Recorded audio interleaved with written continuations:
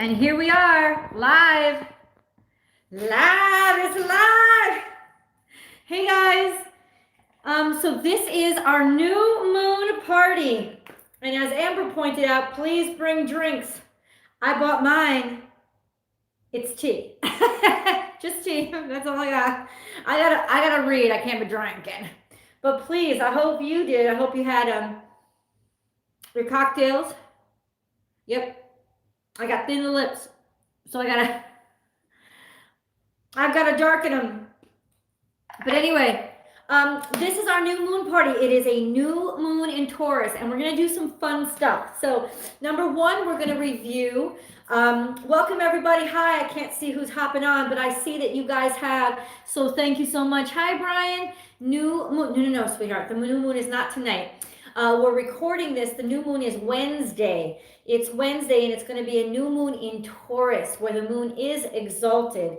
But this is a new moon celebration. I like to do it a couple of days in advance so that people have enough time, if they can't join the live, they have enough time to check, because this is advice and predictions that are coming out for the new moon for each zodiac sign. So what we're going to do first is we're going to review what the new moon in Taurus means, the energies of the new moon in Taurus, and then we're going to get into a special preview of an add-on that I'm putting onto my love spell, and I will do, I think, a separate video, or I'll take this piece of this video and put it out as something separate. I want to do a little add-on to the love spell, which will heighten it and I think make it more effective and specialize it.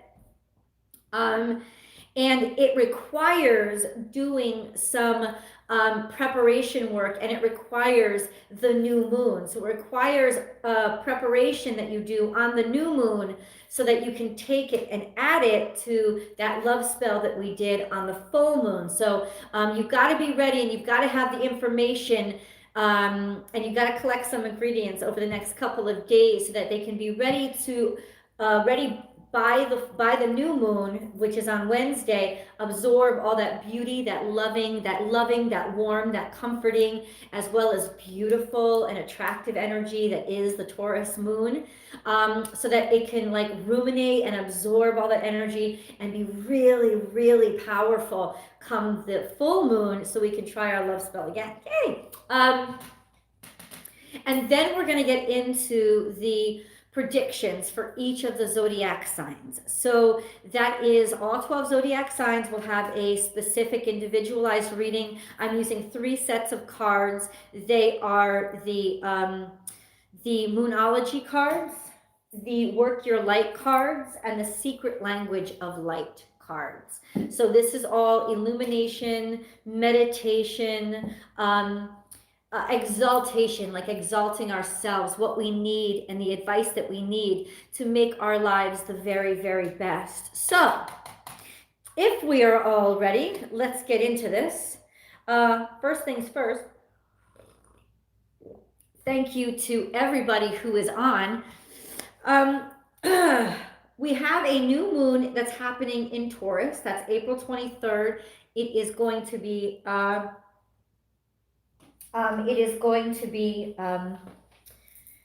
technically, hold on, at 10:26 p.m. Eastern Standard Time. So if you're out on the East Coast, that's 7:26 p.m. And if you're out in like Hawaii and stuff, that's 3 hours before, so that's about 4:30, 4:26 p.m.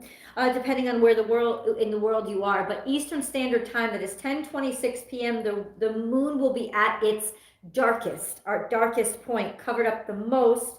The color of that day on that day is white, so wear something white. It really is a fresh start, purification, a healing, and a beautiful time to welcome in, start with a blank slate and welcome in these energies. Now, new moon in Taurus energies include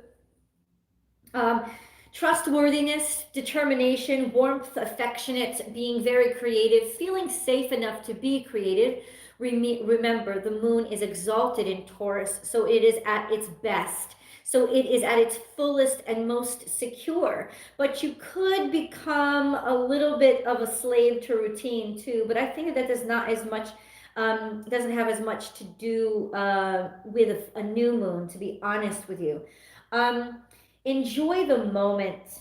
And honestly, it's a wonderful time to start a long-term project or to consider getting into a long-term relationship. So that's something to think about. Let your creativity take over, let that security take over. And the new moon especially is the perfect time to state to the universe what you want to begin. No, it is slow and steady. It has five of pentacles, it has the Knight of Pentacles energy, which is slow moving but steady and consistent, like we were talking about. And maybe that's why, because we're picking up on these moon vibes already of consistency, and that really being the deciding factor of how you start the current flowing to get you into that abundance. So let's read a little excerpt that I read about the new moon in Taurus. Your safety depends on the need for stability, which we will feel around this time. It's not easy to satisfy right now. You have to learn to accept change as part of your life. The basic problem is finding your own self-respect in order to ensure that you do not mistakenly seek it in material things. Remember, Taurus rules material things, financial things. When you accept yourself for who you are, it will become easier for you to find peace and tranquility in the outside world. So there could be a sense of neediness that comes from the full moon, and trying to fill that up with material things. I thought when I read this that it was very, very interesting that we're going through a time of decreased material things, a time when we don't have access to, like we were talking about on the daily, we don't have access to getting our hair done, getting our nails done, going out and getting new clothes. I mean, we could shop online, of course, but so it's just that so many of those material things that we took for granted, a lot of us have lost our jobs. A lot of finances are down. So it's really interesting how we're being challenged with lack of materialism when we might feel the need of it the most. Now is the time to then learn about how we ourselves can fill ourselves up, how we ourselves can be all that we need, and to know how to learn how to appreciate what we have right in front of us. Instead of the Five of Cups upright, we could be the Five of Cups in reverse and see and look at those cups that are still filled instead of the cups that we don't have. So it really is a challenge to think outside of the material world and get more into our own personal beauty, our own personal space. Remember, the positive aspects of this moon are it's a great time to kick off a new creative project. You'll feel creative. You'll have confidence in your ability to create, and give yourself time and give yourself the space to do so. Okay, so here we go. Okay. In terms of the love spell, and I'm going to mark this down 838. I love the love spell that I put up, and I will attach it right above, because it is going to be basically the love spell that we use for that Scorpio full moon that's coming up in a month from now.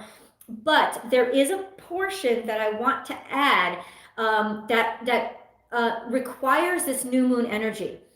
And what it is a combination of what J.K. Rowling did in book 6, when she was talking about the love potion that they learned how to make in potions class.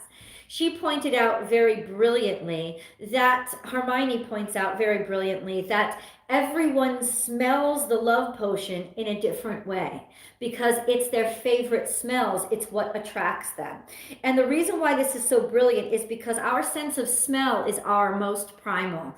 And it really is what picks up on those chemicals coming from other people. So smells are so important for you to identify who is right for you physically, who you are physically pulled to, and even their body chemistry. So this is what I'm adding to our love spell. We're going to mix a potpourri, a very special potpourri. What I want you to do is make a list of your favorite smells. Write them down. I don't care if it's 5, I don't care if it's 50.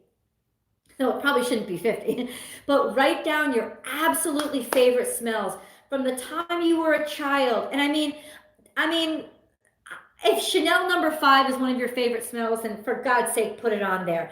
But I mean really favorite, like a smell that has an emotional reaction from you, that gets an emotional reaction from you, that just suddenly makes you feel at home, makes you feel happy, makes you feel alive, makes you feel comfortable and like free again. It has an emotional reaction. And I want you to list those spells. I want you to list those smells. Really be very blunt with them. For example, mine are fresh baked bread. And then another one of mine is cinnamon, which is pretty easy to come across. Another one is rosemary. I love the smell of rosemary, but there's nothing like the smell of fresh baked bread. I mean, there's something about it that makes my world like seem like magic. When I smell fresh baked bread, it is like incredible. Another one of my favorite smells, and this is freshly cut wood. Freshly cut wood. Yep, absolutely, like the sawdust. Like the smell of cut wood is just, I love it so much. Another one of my favorite smells is my dog's breath. Let me say that again. My dog's breath. So like I said, it don't have to be Chanel number 5, okay? When I smell my dog's breath, and I noticed this when I had my first dog, Shelby. A dog's breath is not a good smell, right? Technically. But anytime I smelled her breath, because I loved her so much, and it was such a lonely period for me because I was pregnant, I was alone, and she was really my only companion, or only my only constant companion. And every time, that's what I'm talking about, that smells give us those primal needs. Every time I smelled her breath when she was licking me, I guess it immediately, my brain made neurological connections to happiness, and immediately I would feel happy. As soon as I would smell her breath, every time the reaction happened and I would get happy. It was just my whole self, my whole body would calm down, and suddenly I'd be happy. I'd feel safe. So I wrote that down. Another one of my favorite smells, and this is kind of weird, but not really, because a lot of people know what I'm talking about. Ever since I was a little girl, every time I would go to get gas with my mother, I loved the smell of gas as it filled up the car. Every single time. I just love the smell of gasoline. I just love the smell of gas. So I wrote that down. So write down all your favorite smells. I mean, when it comes to gasoline, that shit is highly flammable. So no, you're not going to want to pour gasoline on this potpourri because you'll burn down your house. But what I would do is I would take a tissue and just pick up some fumes of it and use it and cut that up and put it into the potpourri. When it comes to fresh baked bread, I would leave the bread out. I would get the freshest that you can the night before the new moon, and I would leave it out so that it dries, not so that it molds, but so that it dries out. You can leave it in the refrigerator too to dry it out, and then crumble it. And I'm not saying this, you may not like these things, but in other words, look at the ingredients and see what is the most practical way to apply them, and then mix them all together. Like take them, finely dice them up somehow, and mix them into a potpourri. And what you're going to do with this potpourri is you're going to put it in a bowl and put the bowl out under the new moon and let it be exposed to the new moon energy for all 3 days of the new moon. So that's the day before, the day of, and the day after. That would be the Tuesday, Wednesday, and Thursday next week. And just let this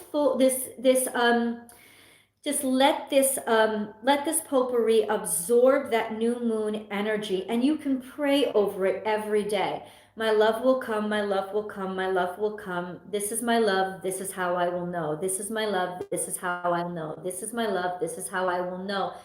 I already know, I already know, I already know. In other words, acknowledging that in your body itself, in the imprinting of your DNA, you have already the senses to recognize that person that's coming into your life. And then you're going to take this potpourri and you're going to store it someplace safe. And then on the night of the full moon, 2 nights before, what you're going to do, every time you light your candle, you're going to light your candle and pray over it. You're going to light your candle on top of that potpourri. You're going to pray over it, and then you're going to lick your finger and snuff out the light. And then the next day, you're going to do the same thing. And on the night of the full moon, you're going to take that candle, put it directly on top of the potpourri, and let it burn over the potpourri all night long. You're just going to add the potpourri to the bottom underneath your candle, along with your rose and your bell. You're going to do everything else the same, but you're going to add the potpourri base, because that's going to call in that person who was specifically designed for you, and you will have created that very personal, this is how I will know my soulmate, this is how I already know my soulmate potpourri, so that you can add it and make that love spell so much more powerful, and bring in that new moon energy of, I welcome in this into my life. And I think it's going to work like a dream. So now that we've gone over that, let's get into what most of you came here for, which is the predictions. Okay. 6:13, we're going to start, no, hold on, 6:47, we're going to start with Scorpio. I know that if anybody's on here right now, it's probably Scorpio, so let me get you guys done. Ooh, I needed my tea. I have not, oh, you know what? Let's do this for a second. Wait a second, Scorpios.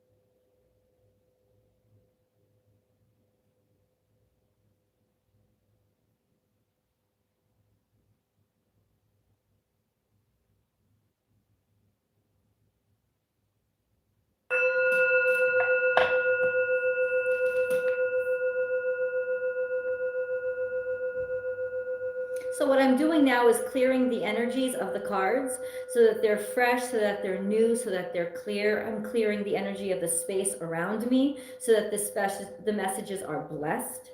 And I always do a high ring and a low ring, and I cover this in like a high tone ring and a low tone ring, so I can clear all the vibrations and all the tones.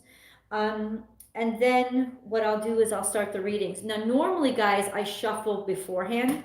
I'll be shuffling during the reading this time. I did not get to pre-shuffle the cards, and that may come out very well. So let's start Scorpio at 1845.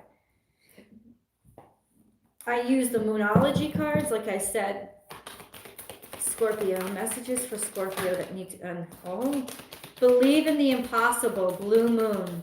Once in a blue moon, and know that there's going to be a blue moon in Scorpio. There's going to be a blue moon that's coming up. I mentioned this, I think, in one of my personal readings. There's a blue moon that's going to happen on Halloween this year. It's a very special moon. Pay attention to it. Once in a blue moon, trust in the impossible. I know that there has been a reason to lose faith. Something that seems like it's absolutely like, no, there's no way that it can happen. I've gotten this card for you guys a few times now. So the impossible is about to take place. Now, I don't know whether this is good or bad, but what I can say is when this card pops up, this is what I ask every time. When you look at this card, what do you see, Scorpios? Do you see the ball about, do you see a bubble about to pop? Or do you see it rising up like a bubble from the bottom of the soda? What do you see? Because that could mean that everything is about to pop, come out and be released, or be end. So it could be a good ending, a bad ending. So, but either way, if it's coming down and gonna pop, the ending is about to be, a release is about to happen. But if you see it rising and pushing up, this is a new beginning and this is a new start. And what is rising in your life? Is it good? Is it positive? Is it happy? Whatever it is, it's related to what you thought was damn near impossible. That's what's coming into you. Now, I said I've gotten this energy for you for a while ago. Actually, not too far. Actually, not that much of a while ago. It's been coming up for you. This card's been coming up for you a lot. So I do believe there are, forget about major shifts and changes. This is something that you've given up on, that you may have not thought about in a while, that's suddenly coming up again on this new moon, an energy that says, I can make this work or I have to let this go.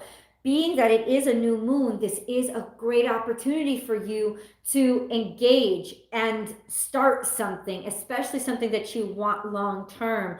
And Taurus is a very friendly energy for partnership. So, is it impossible to reconcile with your partner? Is it impossible to get over some sort of challenge that you and your partner are having? Is it impossible to get your partner to face something that has been ailing them? Do you think it's impossible to even reach out or see your partner again because you don't know if you're going to be able to be social for a while? Something that seems impossible is almost what you should go for now, because you have the energy on your side to sort of focus that tenacity and focus that energy that will last out a few months or last long term. And if only that energy, the long-term energy itself, will get things done, well, that's all you really need, isn't it? This is the art of the impossible. I have to quote Captain Picard here. Remember, it's only impossible until it isn't. There's always a way to figure out a solution to a problem. Let's go into the energies here. Scorpio, Scorpio, Scorpio, Scorpio, Scorpio, Scorpio.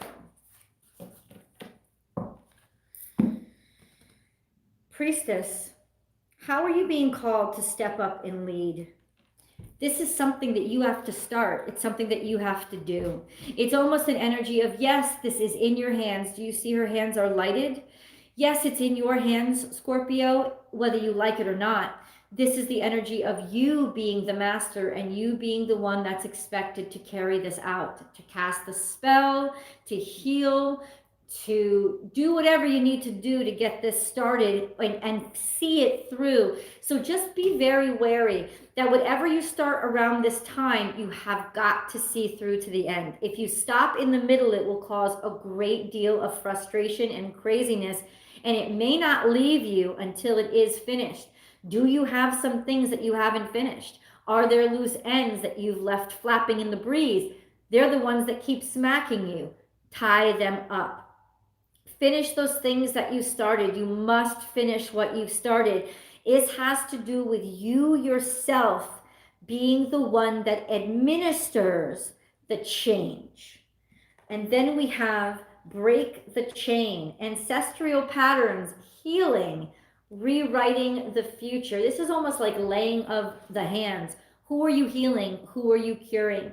You're the one bringing the truth and the cure to somebody. I keep getting this scenario in my head that is you seeing somebody through addiction, pointing it out to them, doing an intervention.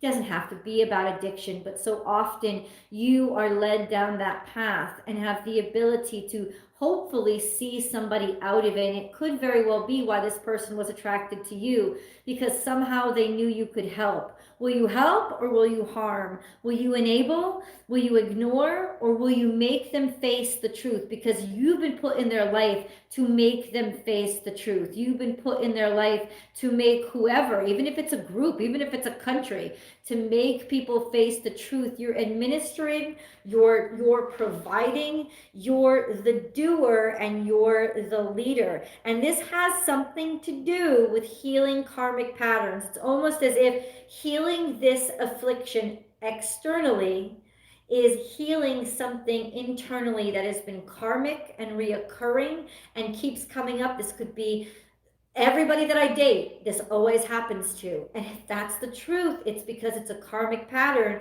that keeps coming back, keeps coming back, it doesn't have to be with dating either, because this isn't necessarily a romance reading. This is essentially stating that whatever it is, every job always ends up, I always get fired. Every job, and hold on. Every job I end up being unsatisfied, or it ends up irritating me. Something like that. Whatever the pattern you've been seeing in your life, why does this always happen to me? Because you're not learning a lesson that you need to learn. And here's the opportunity to do something about it. This is the time that you're being called to actually take the reins and heal. Take the reins and pull them back and get them under control. Let me go into this. Scorpio for the new moon in Taurus. Scorpio, you're going to be given an opportunity and a chance, and maybe just the energy and the strength of character to be able to know that you can. And this is also a good time to start the process, because it is probably going to take long term, and you'll need this momentum to get it going. Ask your soul and divine feminine. And look how close they are. Look how close the energy of divine feminine is to the soul, because the soul is that piece of the divine in us that is the receiver, so that the divine can always talk to us. So this is receiving that sense of that message from deep inside of you. This is listening and hearing the call. This is healing. This is clearing out space. Ask your soul. In other words, you already know. You already know what you have to do. And now it's just a matter of taking, finding the courage to do it, which is not easy. And I don't pretend that it is. Usually when I get these cards, I will read. Oh, here it is. Okay. So let's go to Ask Your Soul 16.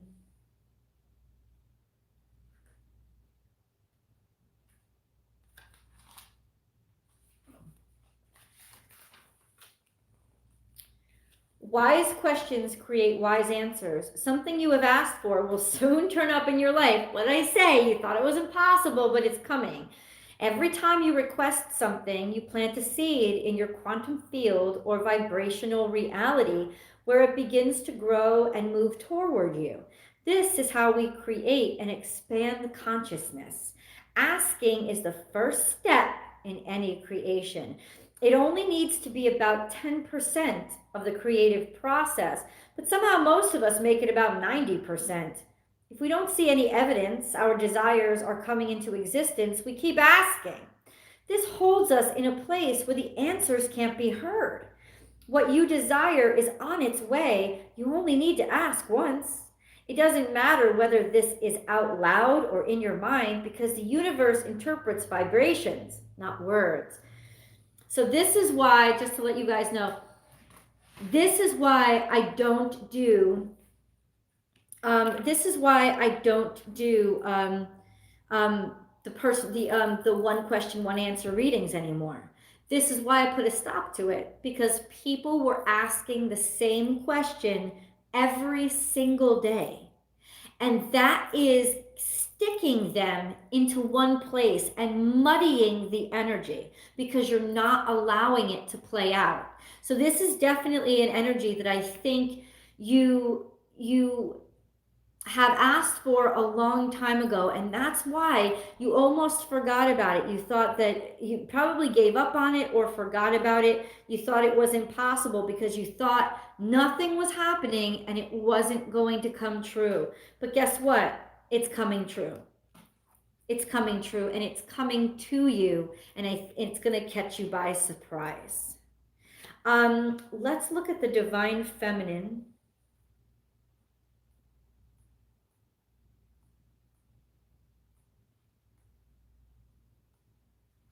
Look beyond the obvious and the superficial into the heart of the matter. Peer deeper into the hidden and explore the mysterious. Remember your vast potential and the unlimited possibilities available to you. It is time to trust your intuition, your inner voice, and your instincts. This may also be a time for stillness, for there are unseen forces at work, orchestrating the whole universe to bring intense and beautiful experiences to your life. Allow yourself to receive all that you want. You are, remember, if you don't believe you'll get it, then you won't. So you have to remove that block of not believing, whatever's keeping you from believing. You have to remove that block first, or nothing will come to you. There may be an impending marriage or birth around you, either physically or symbolically. Nurture yourself and all that flows within and around you. The divine feminine wants you to know there is always enough to go around. Abundance is everywhere. Embrace the joy. So something's coming to you that you asked for a long time ago. Are you ready for it? That's the question. All right, Sagittarius, let's move to you. First, let me pick up these cards because it's really bothering me. Hold on. I'm still here, y'all.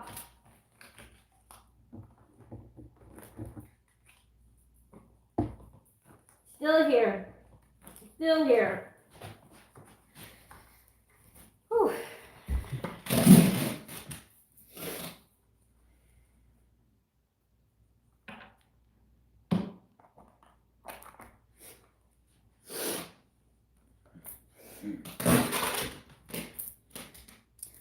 Let me readjust that number so that Sagittarius starts at a more accurate time. Okay, Sagittarius. Messages for Sagittarius coming in, please. Messages for Sagittarius. Messages for Sagittarius.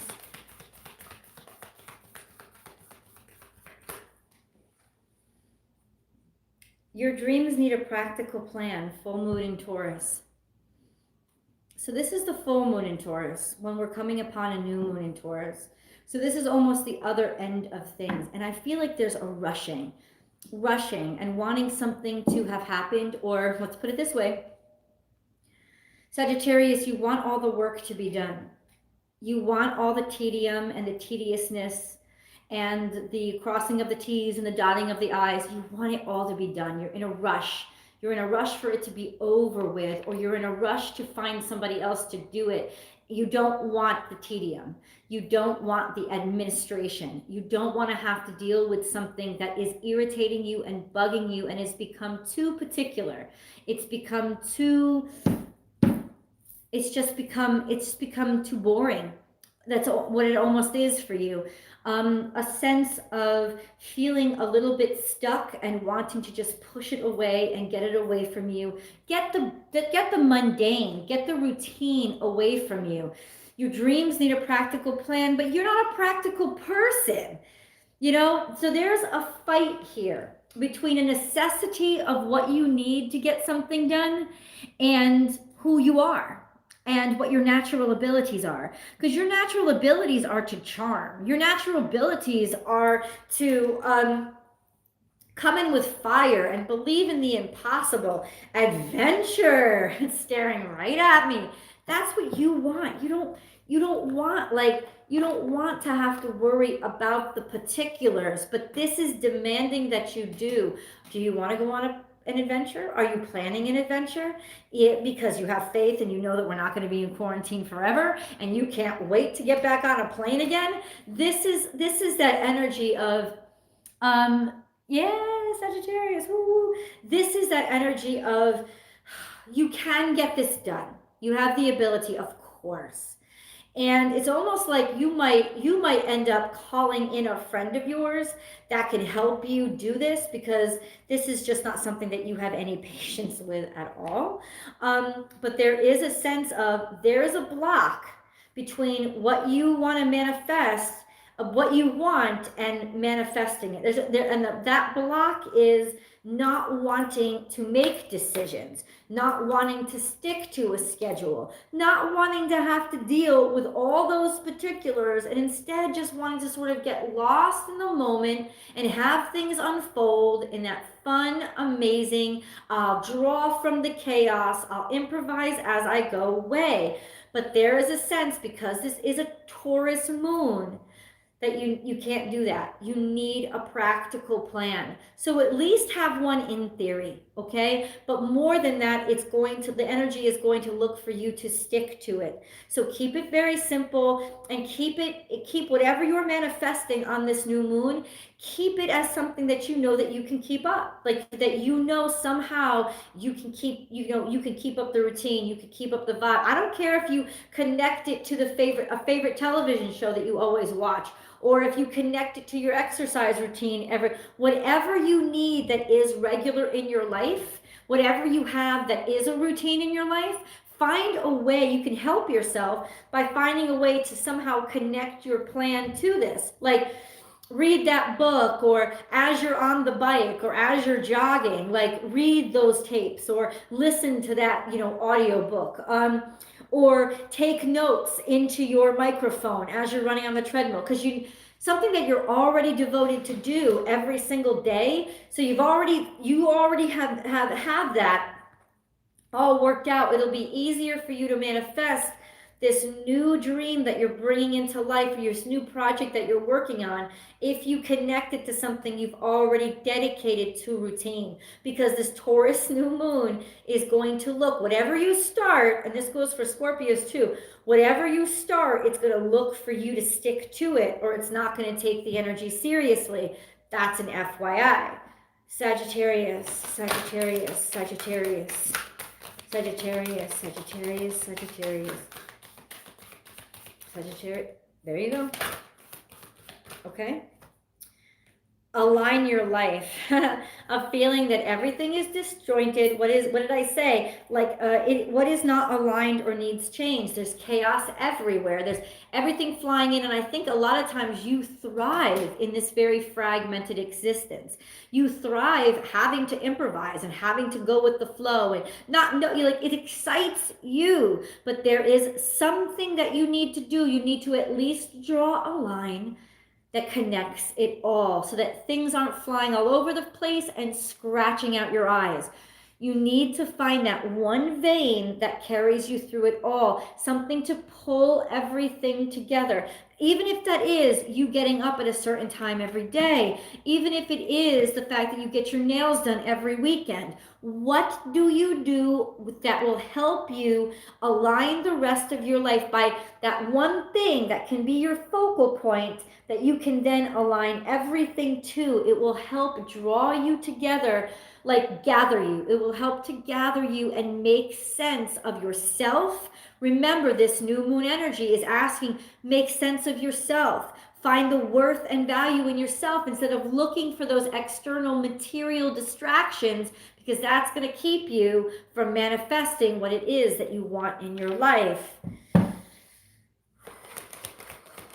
Sagittarius. What is the message for Sagittarius?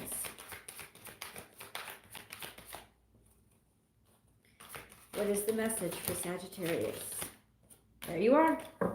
Manifestation. Whoa. This is it.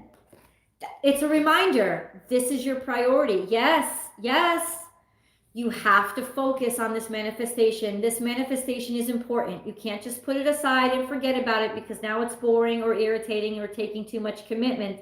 This manifestation is all important, and it's usually because it's aligned to something universal that needs to get done. So manifestation, how are you going to do it? How does it work for you? How can you get the cosmos to work for you? How can you we all have to manifest from ourselves, from where we start, from where we begin, from where we are. We have to get from point A to point B in reality, not in, theory. So how can we best apply ourselves to manifest what is inside of ourselves? It's very difficult when we're not somebody who likes to work with routine, but routine is very important in manifesting anything you begin in this Taurus new moon using Taurus energy. You are about to experience something you have longed for.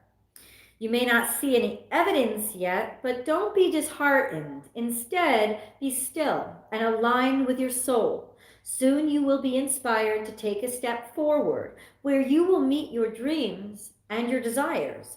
Fall in love with the unknown, and the path of the known will materialize.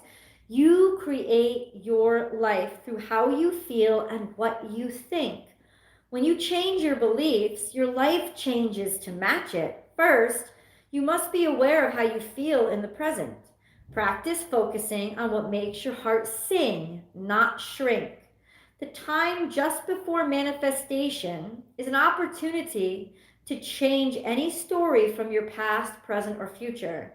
Your perception is altering so you can see in a new light. Everything is created twice.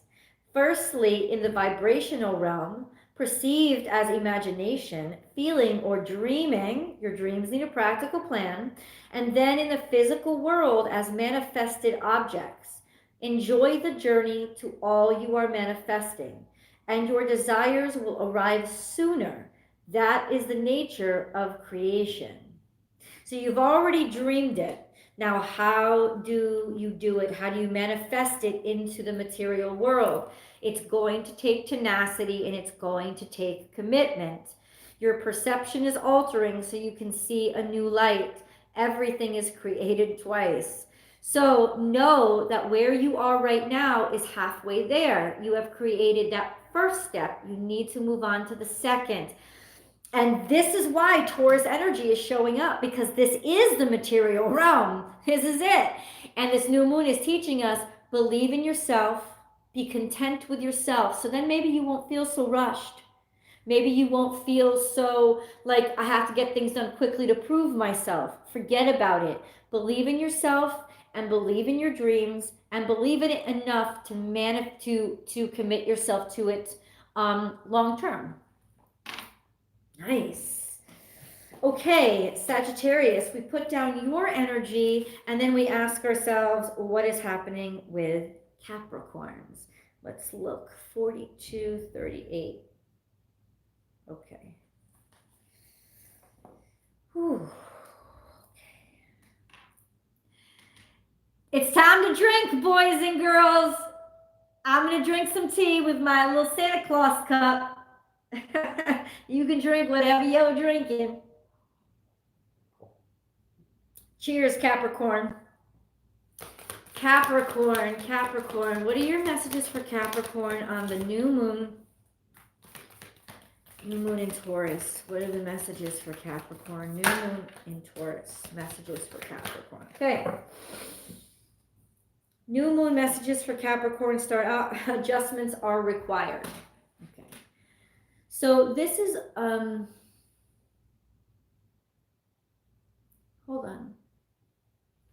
Third quarter moon. So this is a waning half moon. The energies are waning.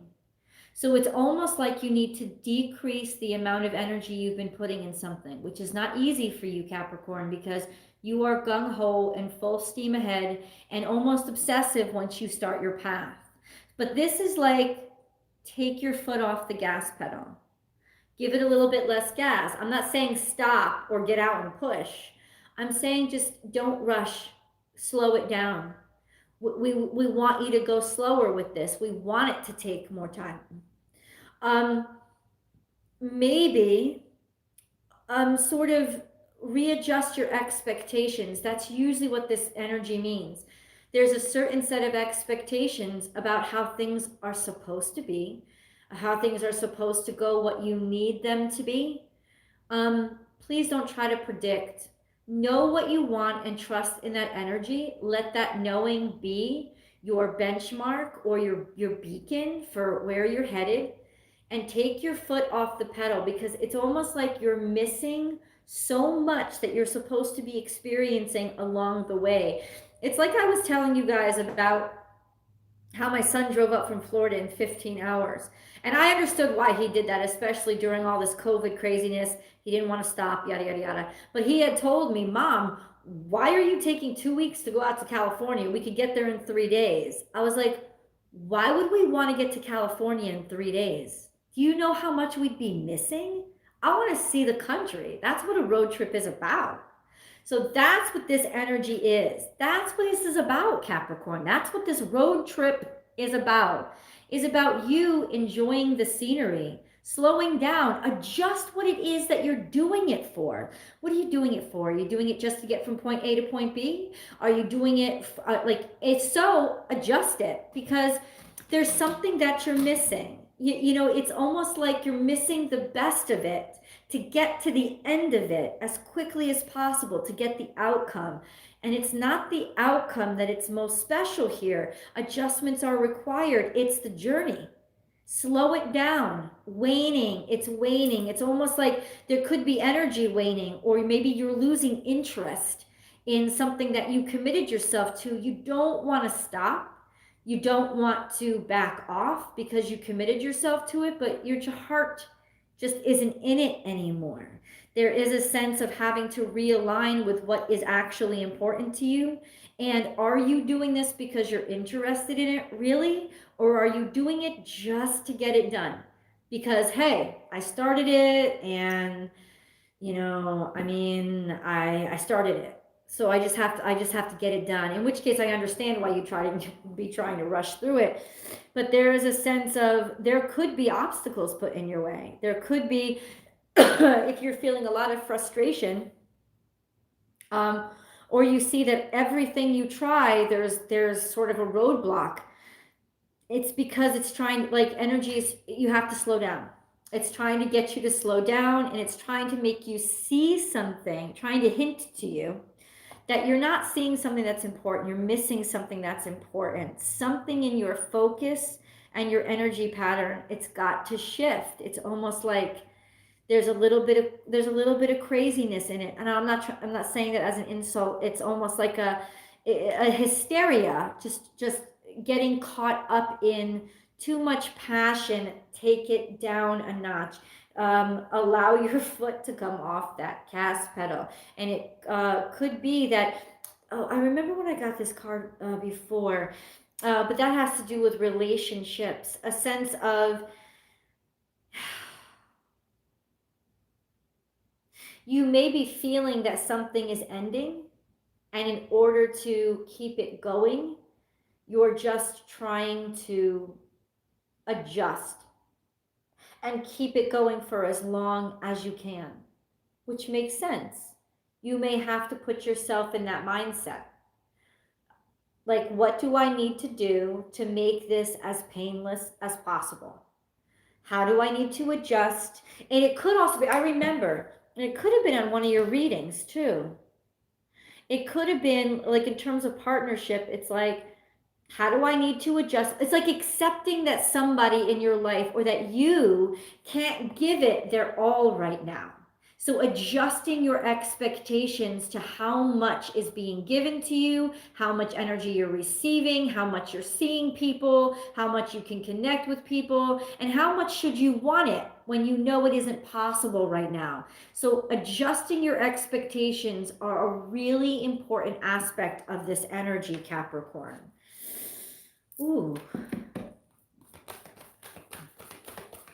Capricorn.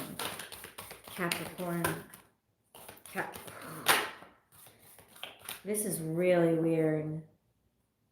The initiation is here, rite of passage and crossing a threshold.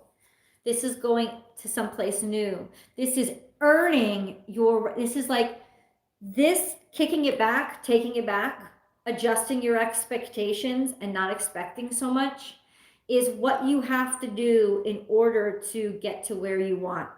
This card comes up when it says, hey, you want to pass through that portal? This is the payment that we need. This is the payment that we require. Capricorn, the payment that we require is for you to adjust what you expect to get out of this, adjust what you're expecting from others, adjust what you insist upon from the world. We want to see if you can take it back and just trust. And trust the niggle. What is the niggling feeling trying to tell you? It's almost like listen to your gut. I'm trying to see if my son's coming home. He went out to DoorDash with my dog. Doug? Hey, he just got back. What is that feeling inside of you? It's almost like you're trying to tell yourself something, but you're pushing through it in that very Capricornian way. It's like you're trying to tell yourself something, but you don't want to listen because you think that you can do anything. And I love that about you, but this is about you really need to trust. You really need to listen to your intuition. What is bothering you? You need to listen to it. Ooh. Trust your path. This is not. You okay? Yeah. Let me see if I can get some more guidance for you, Capricorn. Or let me say this, it's going to bug you. It might even be energy that you don't feel that comfortable with, but you have to trust it. I know that taking things down a notch doesn't feel comfortable for you.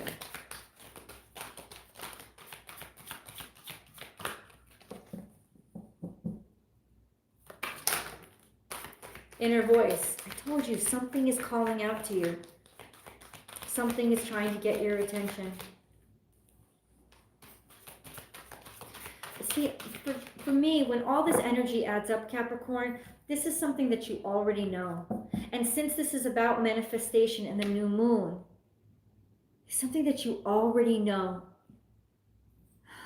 Deep down, something that you want and you won't let yourself have it. Inner voice.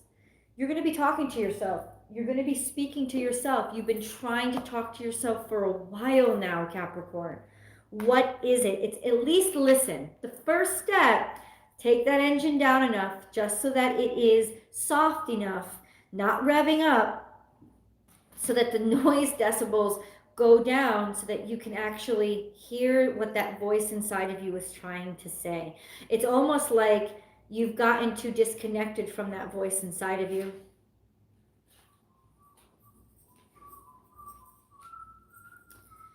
And that's why adjustments are required. Tune into your inner compass.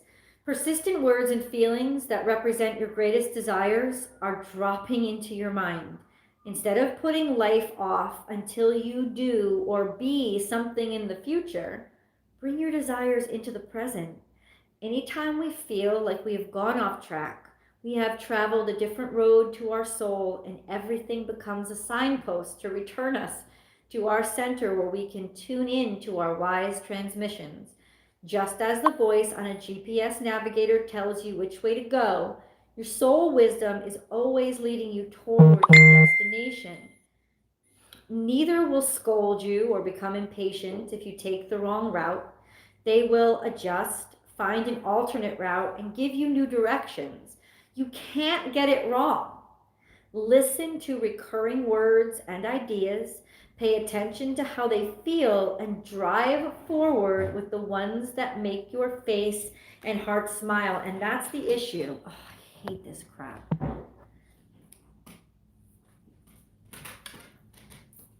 You've lost connection, Capricorn, with what makes your heart smile. You've gotten too connected to the practical and forgotten the spiritual. And that's what you're being asked to reconnect with. And now is the perfect time, because you're going to have the time to be able to go slow and steady And that's how you're going to win the race. So this is that perfect time to start that project that you always put aside, to get back to those college classes that you always wanted to take. Now is the time to be the person that you always wanted to be, that's always popping up and coming out and sort of making you miserable because you're not it. Now's the time.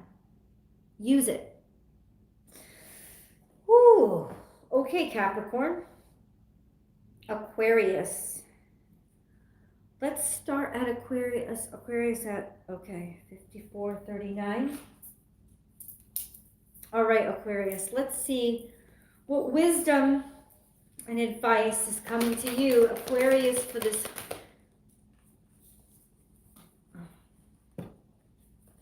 new moon in Taurus. Aquarius, please. Aquarius, Aquarius, Aquarius.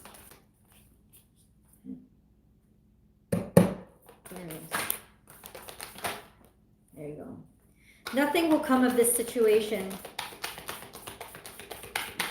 Void of course.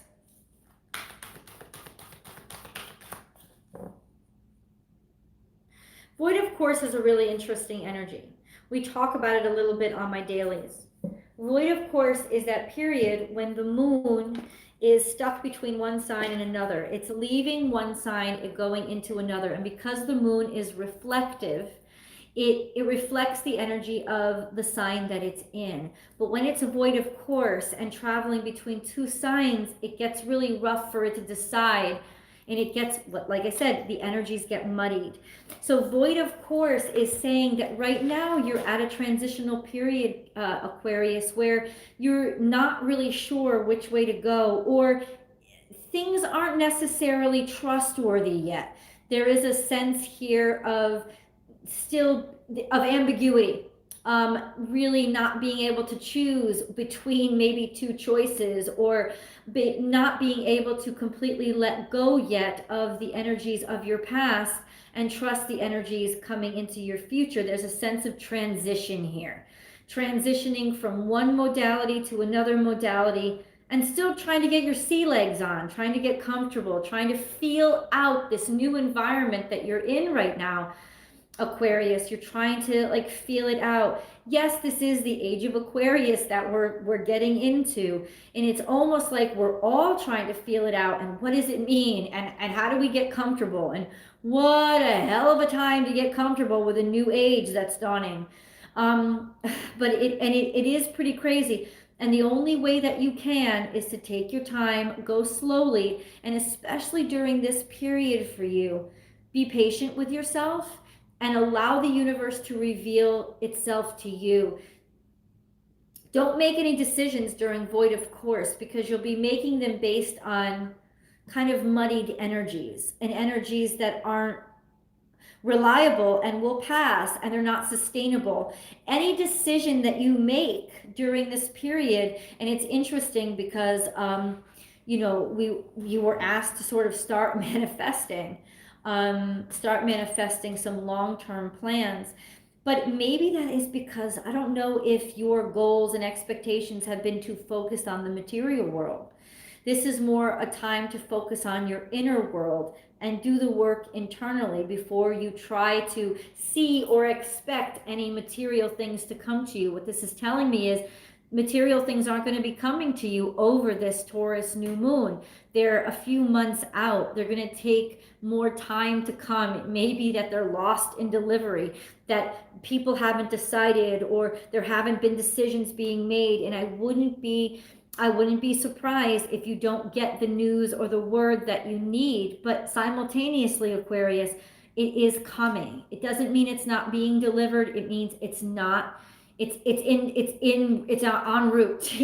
I wish I had a freaking tracking number for you, but this is a sense of it being en route and still sort of being ambiguous. What exactly is being sent? We don't know yet. There's still so much unknown right now. There's still so much that's undecided. Now, Aquarius, this could also be a sense of nothing will come of this situation.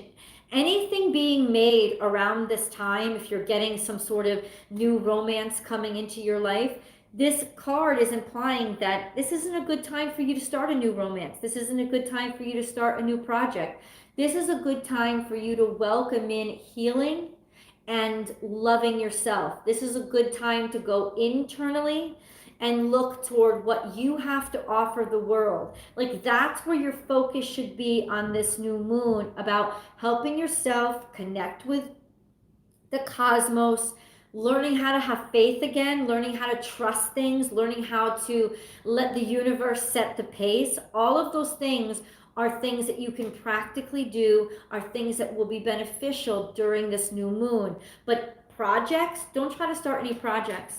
Like, projects you already started, take it really slow and go really gentle on them. But don't start, you're the one sign that I would say, don't start any new projects right during this new moon. Don't. What you need to focus on is realigning yourself to just trusting in the murkiness and what is undecided, like letting the fog pass, because it will pass. Remember, this new moon energy will only last about 3 days. Let the fog pass, because it will pass, and then things will be clear. I think whatever you're working on, there's too much ambiguity around, and if you make a decision now, it will work to somebody else's favor, not to yours.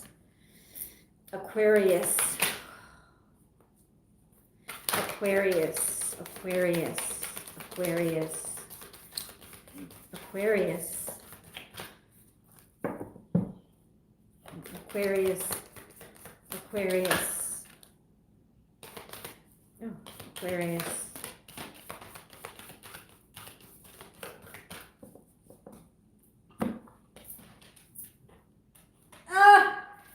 And what do we say? Yes, just say yes, which doesn't make any fucking sense, does it? Just say yes to what?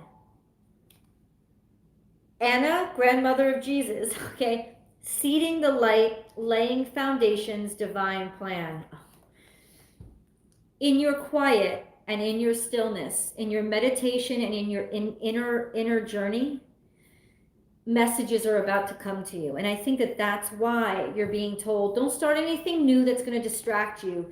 Don't let any material things distract you right now, because you're about to receive a spiritual message. And if you're not in a meditative state around the full moon, around this new moon in Taurus, if you're not in a meditative state, if you're not in a relaxed state, if you are distracted by goals or expectations or material gain, you're not going to hear what the divine plan is for you that really, really, really deserves your attention, that really needs you to participate, that is expected of you. It's almost like you're about to receive a phone call, old school phone call. So it ain't no cell phone call that can reach you anywhere. You're about to receive a phone call from Spirit, and you're going to really want this opportunity. But if you're not home when the phone rings, you're going to miss it. So don't be out and about trying to get too much stuff done. Aquarius, you need to kick back, allow, and be there when the phone rings. Ooh, damn. Oh, another card fell out too. I didn't even see this. How are you dimming your light to fit in? It's almost like maybe you've been too distracted by all the expectations outside of you, by all that people want you to be. Who are you? Get back to your authenticity. That's what it is about, getting back to who you are and your sense of self, giving your time that break. And no, I'm not showing up. I didn't even want to be part of this project for that long. It's not my job. It's not my obligation. I'm not showing up. I gotta do me. Yeah, I gotta sit here and wait for my phone call because it's coming in. Aquarius, advice and guidance for Aquarius. Advice and guidance for Aquarius. Nice. Grounding. This is so perfect. So grounding is essentially putting your bare feet on the earth, or your bare hands on the earth, making skin to earth contact to ground yourself. There's too many crazy energies running around in your body. It's because there's been too many disturbances to your truth. There's been too many disturbances about getting caught up in, oh, we want you, do this, do that. And It's not even important to me. It's not even my ideas. I need to get back to my truth. But first, you need to cleanse all the craziness. And that's why you're being told to just step the fuck back and not drop all the projects right now. I want you to take the 3 days over this new moon to really be present. And the only thing that you should do is being sitting and connecting with the earth, connecting with that non-judgmental, all it wants you to be is who you are, so that it will help you. Reconnecting with earth is going to help you get back to yourself and take away all those crazy energies from you. You need the purification. You need this moment to purify yourself. Hold on. Grounding. Let me read this to you. Circumstances have affected your energy. You may be feeling disconnected, scattered, or overwhelmed. You may be bumping into things or forgetting if you locked the door or turned the iron off when you left home. Stop whatever you are doing and breathe. Let yourself be here. Call your dispersed energy back to your heart. Imagine any imbalanced or excess energy flowing into the earth and feel the calmness of nature in exchange. Nature uses this energy for growth and expansion. This is a symbiotic, co-creative process that we need to remember and honor. Thank you for the donation. When you re-center, you will begin to feel more aligned, relaxed, and at peace. This may also be a message to spend more time outside. Nature lovingly resets our energy. It holds no judgment, but simply allows and accepts. I think you've been around too many people who have expectations of you, Aquarius, and are muddying your energy, and you want to break free of them. Please give yourself that time and just step back. Don't do anything over the new moon, but get yourself back. That's what you do. That's your job. Okay. Let's go to Pisces. Ooh. Pisces.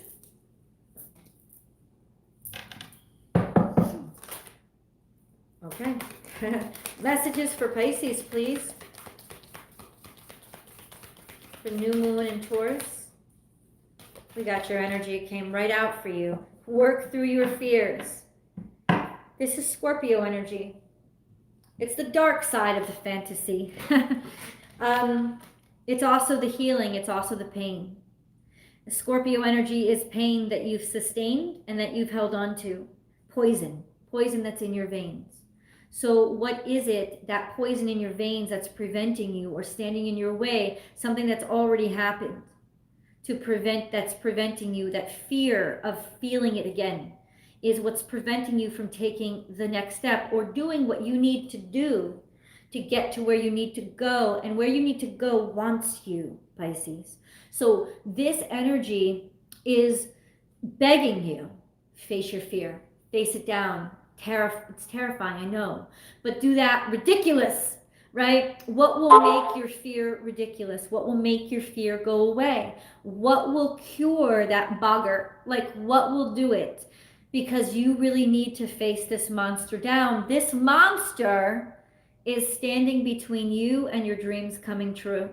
So what you're going to do over this Taurus new moon is you're going to face down your fears, because this is like that next step in your process toward everything you've ever wanted, right? That sense of what you're trying to get done, but there's some sort of block, and that block is something that you've learned to be afraid of. It's already inside of you. This isn't something new. Work through your fears. It's something that you're already experiencing. To be able to sort of accept and honor that the experience happened, and to look at it and not feel ugly when you do, not feel ugly when you cry about it, and not hate yourself when you shake, but simultaneously, and this is why I say the whole Boggart, J.K. Rowling thing, laughter heals everything. It really does. It makes things that we're afraid of, into something that have no power over us anymore. This is standing in the way of your treasure. And it's inside of you, which makes it tricky, because that means it's very hard for anybody else to help us work through it. It's got to be inside of yourself. And I recommend humor. And I'm not trying to say that what you went through is laughable, Pisces. What I'm trying to say is honor it and then find a way to laugh about it, because that laughter takes away its power. Ooh. Play. What did I say? What did I say? Play. Look at this bitch. She's sitting in her champagne. She's all like, at beautiful Mount Airy Lodge, all you have to bring is your love of everything. Remember that Poconos ad where they used to sit in the champagne bubble baths? Like, that's what this is. It's like, that's a bit of ridiculousness already. But it's like, maybe you've been taking something too seriously, and that's why this monster came out. It's like, that's like, it's food. Oh, is Pisces taking something too seriously? That's what it wants to feed on. Stop. Not you not taking your dreams seriously, but it's almost like something is sucking the pleasure and enjoyment out of the process. And that's why you got into the process to begin with, because you loved it. Bring back that love. Bring back that enjoyment. Bring back, let it come back, and let it come back by simply saying, not today, monster, not today, fear. Ha ha ha ha ha, you have no power over me. Play. What's going to help you? What is that thing, Pisces, for you that you can always go to that will, get you out of that mode of being scared, get you out of that mode of being afraid, make you be able to not turn around and run the opposite direction, but to keep walking forward? What is your ridiculous charm? What is it? That's a good question, and you're going to need to answer it now. So that's what you're going to work on over this Taurus new moon, is finding what your ridiculous charm is, what it is that you need to see to help turn this scary situation into a playful one. Not because it isn't serious, but because it is serious. But taking it too seriously is somehow blocking you from taking it to the next level.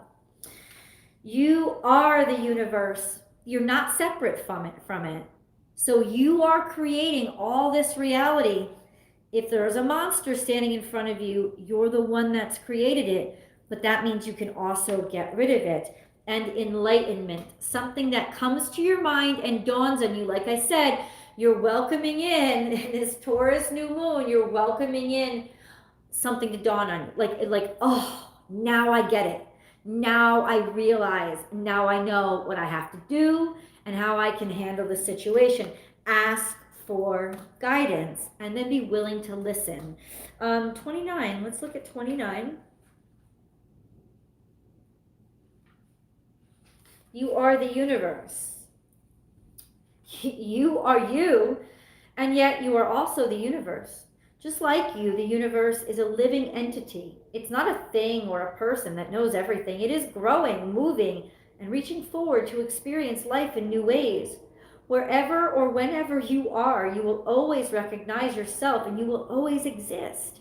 Play with the idea that the universe in all its manifestations peers out through you. It mingles and joins with your energy to see the world through your uniqueness and expands as you do. You are the pioneer of this universal frontier, and the universe needs you to know it in all its forms. If you believe everything is separate, you will want a guide, angel, light being, someone or something outside of you who sees you to show you the way. However, everything is as one, and nothing is separate, so nothing is on the outside looking in. The universe sees wonderment through your eyes, and you see wonderment in the universe. Become your own authority. Choose to feel good by discovering what makes you laugh, love, and enjoy. What I say, focus on this and you will create similar manifestations, and whatever you don't focus upon will fall away from the lack of attention. So if you start focusing on your joys and what makes you happy, This monster goes away. He becomes diminished. He gets smaller and smaller and smaller until he has no more power over you. So right now it's about your focus and focusing on those happy things. Evolution is guaranteed. You are waking up from your old habits and patterns at times, which is probably why that monster is back, right? Something from the past. At times, you may feel bewildered or not quite like yourself. Relax, all is well. You are just keeping up with your evolution and the life that you desire. Your body and mind are adjusting and adapting to your new and loving soul perspective. It is common for your mind or body to resist, react, or panic when you experience the unfamiliar or unknown. However, and that's probably why the monster's back, because you're up towards something that's kind of making you work because you've never been there before. However, from this higher vantage, you can change any story that splits you in two and heal any wounds. You are not trying to replace a negative memory with a positive one. Instead, see all the components of a memory so that a new conclusion can be formed. Like ridiculous. Put the roller skates, oh, thank you so much. Put the roller skates on your spider. You're not trying to make it go away. You're trying to make it have no power over you. An unbalanced memory recreates the trauma every time it is talked about or remembered. This event or person will be blamed for pain in your life today. A balanced memory has no charge or activation and becomes wisdom. You may even come to see a challenge as the best thing that ever happened to you. Once you change and heal your opinion, enlightenment will shine through as wisdom. So it's asking you to go back, Pisces, to that very painful memory that is a monster and a block. And look at it again. Honor it, own it, make peace with it, ridiculous charm it, and work it into something that no longer has power over you.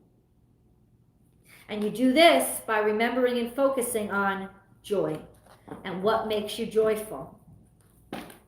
And how maybe even that horrible thing led you to something that fills you with joy.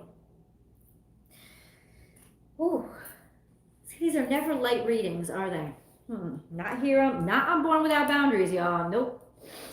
Aries, here we are. 1:16:41. I drink to you, Aries. My tea, which is now cold, but that's okay. Aries, what is the advice that people need to know? Aries needs to know for this new moon. What is the advice, please, that Aries needs to understand and know for this new moon? What is the advice, please? No.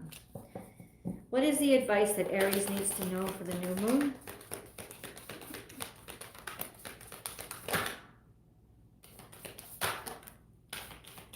Be bold and make the first move.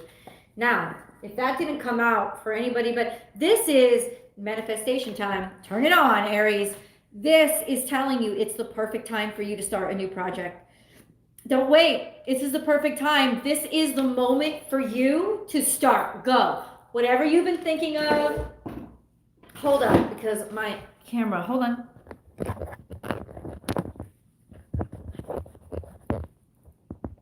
Sorry, I had to clear that up. It was almost like it was like fading. And I'm gonna have to stop for a second to like turn on another light because it's getting really dark in here. Hold on. Sorry about that, Aries. So, this is the time. This is the moment. My head's cut off. I apologize. This is the moment, Aries. This is the time. Like, there you go. Get your manifestation gears on, because what you start on this new moon has a possibility to change your whole direction in life. You will make this happen. You will. Be bold and make the first move. Something is just beginning. Something is just beginning. It's just started. Hold on. I'm sorry. This is really irritating me. This thing irritates me all the time. I move one little bit. I apologize, Aries. Hold on.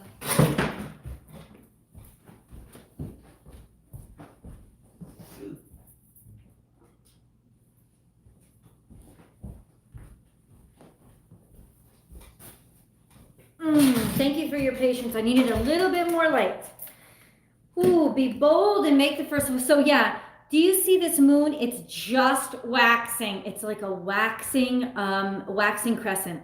It's just begun. It's just begun to get big. It's just begun to light up. You're at the start of something beautiful. Look at that beautiful pink, that rose, that like fanciful, romanticized. Go ahead, go get it.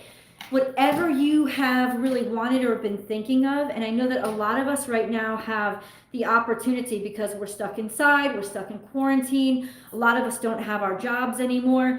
There is a sense of, then start, then go in a different direction. This is the time. Everybody's in the same crappy place.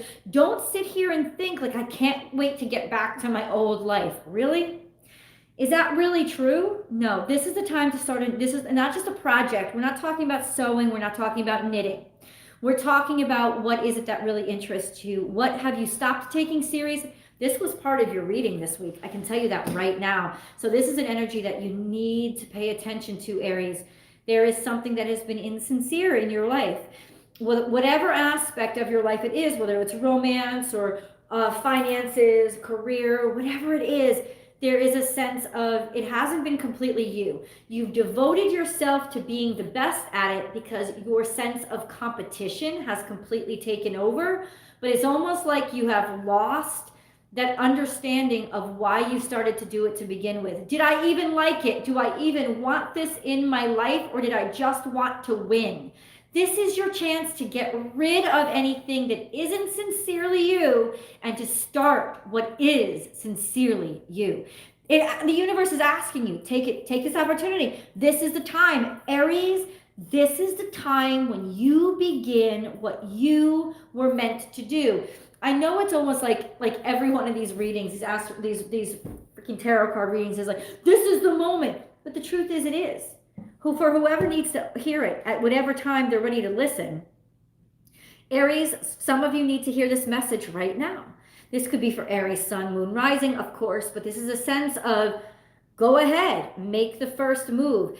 Be the one that puts yourself out there. Trust in the divine.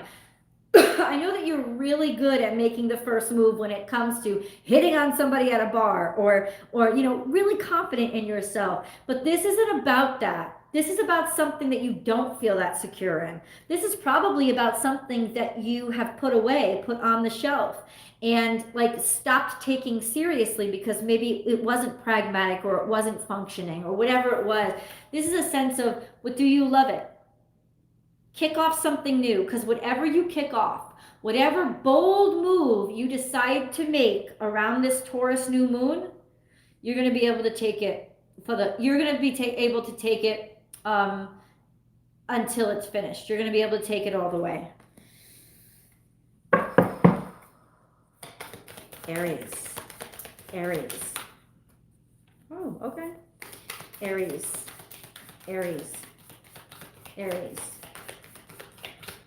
This is a good energy for this new moon. No, wait, postpone, pause, say no.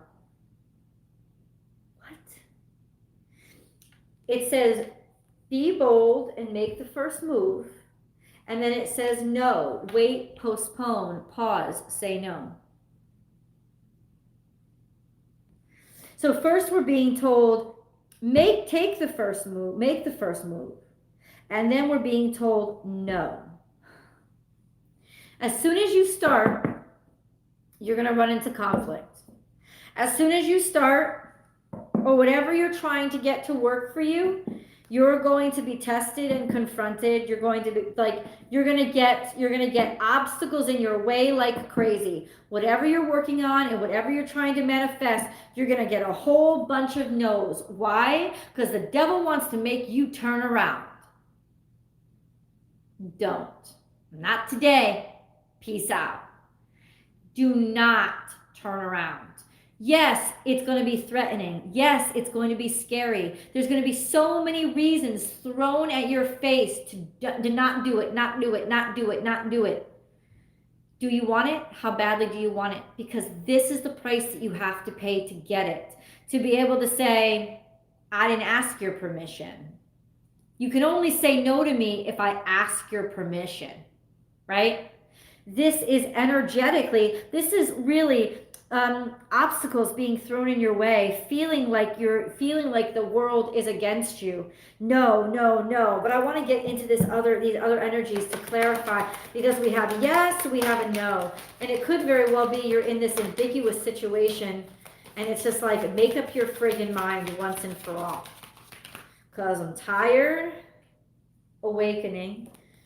Because I'm tired. I honestly feel like this is you not taking no for an answer. Alignment. And whispers. Whispers. Those are the two cards that came out when I was shuffling. That's the ones we're going to read. So alignment. Aligning with your true purpose and your true sense of self. Making decisions and hearing the call. And whispers. These slow, these soft voices. Like those soft parts of yourself that you always ignore because they're not fierce enough. There's 32. This is divine counterparts, divine alignments. It's those small voices that you're not listening to enough. It may be saying like, leave your stubbornness behind, leave your ambition behind, and awaken to your soul, because what you want to make the first move on is where your soul leads you, not where your ego leads you. It's not about 3D gain anymore. It's about your calling. It's about your soul purpose. It's about what really matters to you. Awakening. You are about to experience an aha moment. This will come as a feeling of deep truth that seemed to have slipped your mind. You have often thought there must be another way to experience this life and live this life, and you are about to discover it. You are opening your heart and mind to the full, authentic you. Time-honored ways that have worked in the past are no longer bringing the results you desire and may have become obstacles to your dreams. Beliefs become intermingled with everyday processes and who we think we are. No wonder it can seem hard to let go. When you rouse from the slumber of conformity, you awaken into the same world, but through the eyes of soul love, you can see beyond fear to the creative possibilities that are everywhere. Relax and enjoy this time. It is your natural evolution. So where you're being said no to is the ego, the 3D bullshit. You know, the competitiveness, the challenge. Stop. Where does your soul align? What are you really being called to do? You're going to get an aha moment, and it's going to tell you. It's like suddenly you're going to realize, standing in the unemployment line, I can't take this bullshit anymore. It's not worth it. And bam, there's going to be a child there standing there with a t-shirt that reminds you what it is. It's something random like that, but watch for the signs. Whispers. Tune into your soul voice. Your mind and heart are expanding to hear your soul whispers. You are, or will soon, find it easier to interpret and understand the vibes of your soul through how you feel. Open the door to soul whispers by feeling appreciative. Close the door by feeling judgmental. The messages are always there, even if you are not receiving them. Practice feeling soul vibes to clarify your intuition and psychic senses. Just like we know a dog can hear sounds we can't, your intuition interprets waves and impulses outside of your conscious awareness. This card is also prompting you to take notice of your dreams. When you are asleep, you cease conscious thought and resistance, making it easier for you to receive soul transmissions. If you embrace the messages that come through your dreams, you will invite more of the same. If you don't like a dream, it is a sign to shift your focus or challenge your belief. So it's those small voices that we so often ignore. And holy crap, Aries, have we been dreaming a lot lately? Dreams have been coming out from everybody. Like everybody's been dreaming like crazy. I've had a dream that I remember every single night. Dreams are coming off like crazy. Please step back from your initial, I'm going to make a decision, and just go, and instead Step back into your soul and listen. It's not about the ego and what you can do. It's what you're really wanting to do. And it's those tiny voices that you've ignored for a long time that's calling you back. Alignment. Your soul is your biggest fan. It knows the truth of you and loves you unconditionally. It is continuously streaming this information to you. To tune in, your mind, body, and spirit must all agree in the now. Do this by meditating, focusing on your soul name, enjoying something you love, or having a nap. It is not up to your soul to zap you into alignment. So basically, like, what are you worried about? You worried about you're going to get fired from a job you've already been laid off by? Like, what are you worried about? If you feel like taking a nap, take a freaking nap.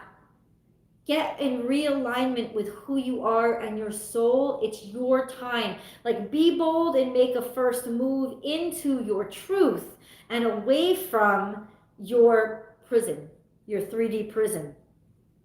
Sometimes, it is not up to your soul to zap you into alignment. Its job is to maintain your soul station so you have a frequency to tune into. The nature of physical life is to create and expand. Sometimes life experiences will pull you out of alignment, which is what's been happening, so you can understand these experiences from a different angle. When you are out of alignment, you will automatically ask questions and want to create something different. Through this process, you can gain clarity about your passions. Being out of alignment can feel awful. It is easy to blame a person or situation when we feel bad, but instead of asking why something is happening, take a breath, return to neutral, and ask what you can create from the situation. And remember, your soul is a consistent, loving home you can return to always. It's instead of like being like, damn, this freaking unemployment, or like getting pissed and how do I make it work and how do I navigate this situation, being like, why is this so important to me anyway? Do I even like this job? What can I do with this moment? What can I do? What can I create? That's what you're being asked to do. And all the other clutter and egotistical shit is what you're asked to be. Just know, because it's getting in your way. Ooh, Aries, nice. Who are we headed to now? Taurus. All right, Taurus, let's get to you, babe. First we have, all right, 131.58. Taurus. Taurus, baby. Taurus on the Taurus new moon. Moon is in Taurus. You should be feeling good because it's exalted there. Flew out. Card flew out. I think a card also flipped over. Yep, 2 cards. Of course it would come out. Time to release negative energy. You and Pisces. The answers you need are coming. Full moon in Gemini. God, I feel like Taurus, I feel like you got this Gemini card in one of your other readings too. So please go check back. This is a sense of communications person, one-on-one communications, somebody that hasn't been telling you what they really feel or what's really going on, or even you not getting the truth, a sense of finding your voice and finding a way to speak. And you know what's interesting? Taurus kind of rules this throat area. So it's are you finding your voice, or do you feel like it's been stolen from you? This is about getting your voice back, a sense of being able to communicate, being listened to, knowing what to say. It's time to release negative energy. The answers you need are coming when you ask. If you have a question, Taurus, you're going to need to ask it. This is a perfect time for you to welcome the answers to the questions that you have been upset are being kept from you. You need to find the answers, ask them. Just find your voice. This is the time and this is the moment. Ask the questions if you want the answers. The answers will come to you only when you are able to. And you know what? You need to hear these answers. Oh my God, why have you been holding back? Why have you been holding your tongue? Are you concerned about the way you'll make the other person feel? Are you concerned about what people will think about? Who cares? What you need is the answers, and the answers will come to you once you get rid of this, whatever's this block of but I can't, or but they don't want me to know, or it might worry them, or who can, like, forget about it. All that energy that's draining you, all that energy that's sucking your life force, all of that energy simply I mean, like, literally plain and simple, you absolutely release it. It's time to let it go. It's time to release those toxins and get the answers that you need. It's almost like self-deprecation. It's almost like you are keeping yourself from these answers. Why? There's a sense of sickness, of making yourself sick with worry, with concern, not giving yourself what you need. Why? Ask for it. Use your voice to ask for what you need to get rid of this poison. The poison is the not knowing. The poison is the worry. The poison is the being upset, being angry because maybe something was kept from you or you don't understand the situation. Go get the answers. Go get the answers by using your voice and asking for it. What you are welcoming into your life, Taurus, is information. Information that's going to help you heal because you deserve it. You deserve it. Ooh, Taurus. Inner temple. Treating yourself and your body like it's sacred because it is, right? Something is poisoning who you are inside. Something is poisoning your environment. It's almost like you're dumping the toxins in there, or you're letting somebody else do it by not sticking up for yourself and demanding the truth, demanding to know, demanding solutions. Devotion. Tune in to the portal of your heart. That's the only radio frequency that matters now, Taurus. Is what's going on in your heart space, what you feel, what you know to be true, what's important to you, right? There's something that's bugging you, something that's been kept from you, something that's been putting too much pressure on you, maybe at work, like a boss isn't being confronted. Like, why aren't you doing what you're supposed to be doing? Question them, because it's been on your mind. You've noticed it, and it's starting to get in the way of your work because honestly, it's in the way of your focus. Just because you have to confront it, or you're not going to be able to move beyond it, Taurus. You have an absolute need to be able to confront this. Listen to your heart. Believe in what your heart says. If you're pissed and you're like, what are you doing? You're not supposed to not include those taxes or not file those taxes. Call somebody out on their bullshit. Like, something has been bothering you, something has been getting in your way, and now this is the time to confront it because the moon is in your sign, and you have got to speak up for yourself. You have absolutely got to. You're in a situation that will do nothing but get more negative unless you call bullshit or get the information that you need, or have the conversation that you need to have. Like, be true to yourself, be true to your heart, be true to what your heart knows is correct.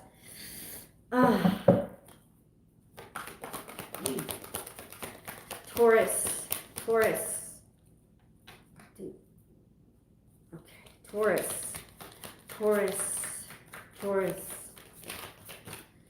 Whew. Taurus. Soul mating. Huh? Wow. That's really interesting. Soul mating. There's some answers here. And that Gemini energy is that twin, that divine counterpart.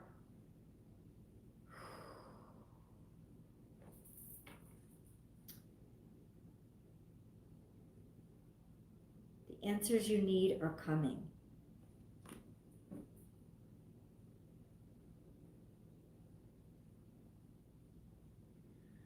I just feel a big bit of relief because information's coming in for you.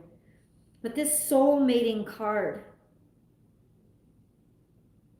I know it's like there's a sense, Taurus, of you realigning yourself to be true to yourself, because maybe you've been allowing too much. You've been letting too much slide or slip. Maybe for profits, maybe for peace, but for whatever it is, you've had knowledge of too much slipping by. And this is about getting back to that real partnership or those real alignments. Because it's like the more you allow to slip by, the more like people that don't belong in your life get to be there. And this is about getting back to the real ones or the real one. Hold on.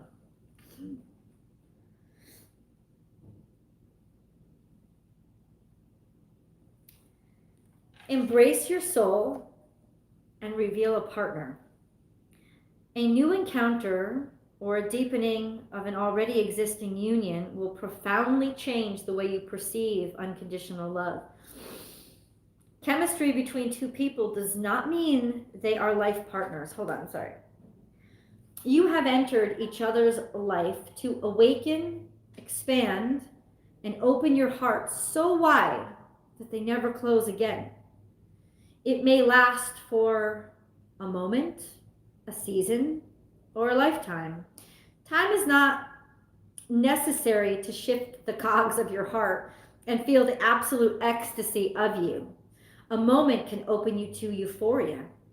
The purpose of a soul relationship is to mirror your love, to mirror your love and light and melt away any hard edges or walls you have built. Whatever is mirrored will intensify. Love and peace will feel bigger, but so will feel fear or pain.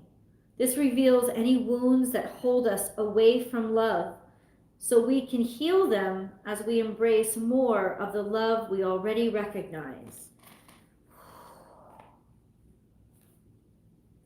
I honestly feel like there is some sort of love or relationship or breakthrough that's waiting to happen, but this distraction, this bullshit that's in your life is getting in the way. And it's almost like you need that little bit of security. You need that foothold. You need the information that's coming in to feel okay, to relieve this negativity. You just need more information. You need it. But you got to trust your heart, Taurus. But it's almost like your heart needs that external foothold to be sure, to be certain. It's coming. The information that you need to feel strong and realign, it's coming. And it could be about that soulmate, that relationship.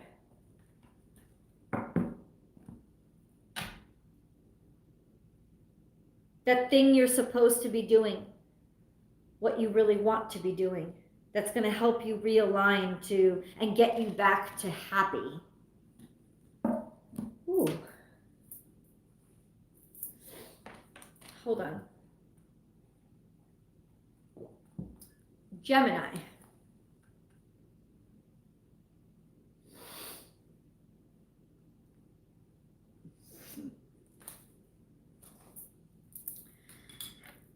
Gemini, what is this new moon energy coming for Gemini, please? Gemini.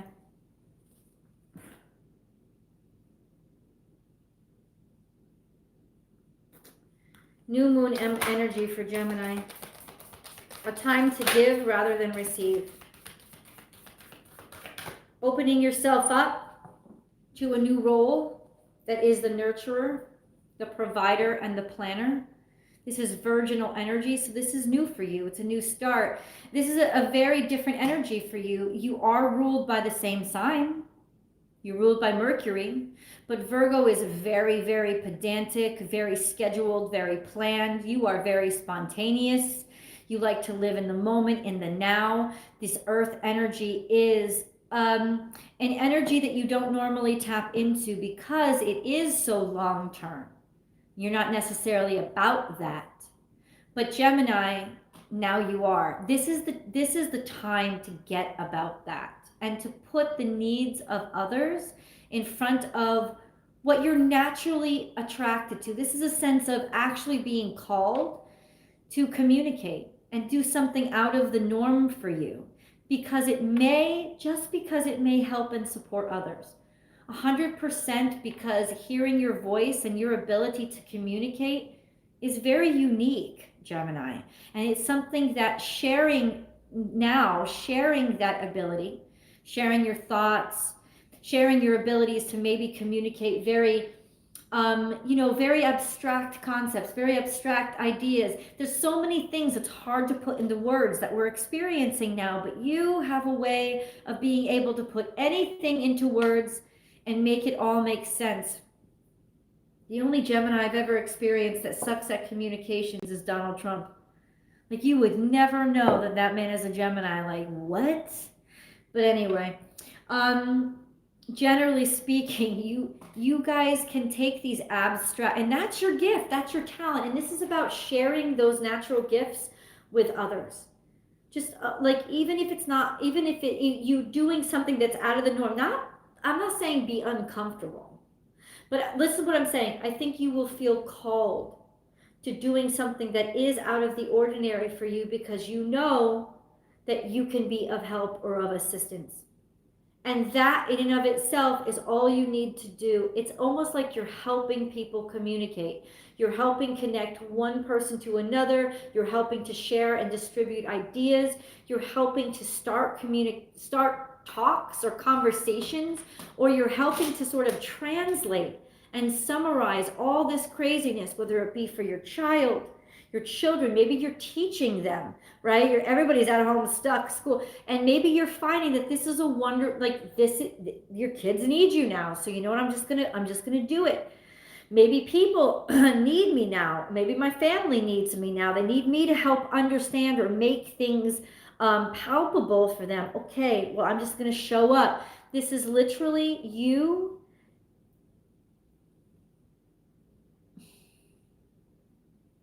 finding a new purpose in this very unique and uncomfortable circumstance that we're all in right now. But I'm saying, I don't think it's something that you need to be reminded of. Now, Virgo energy, it's something that you're going to be called to.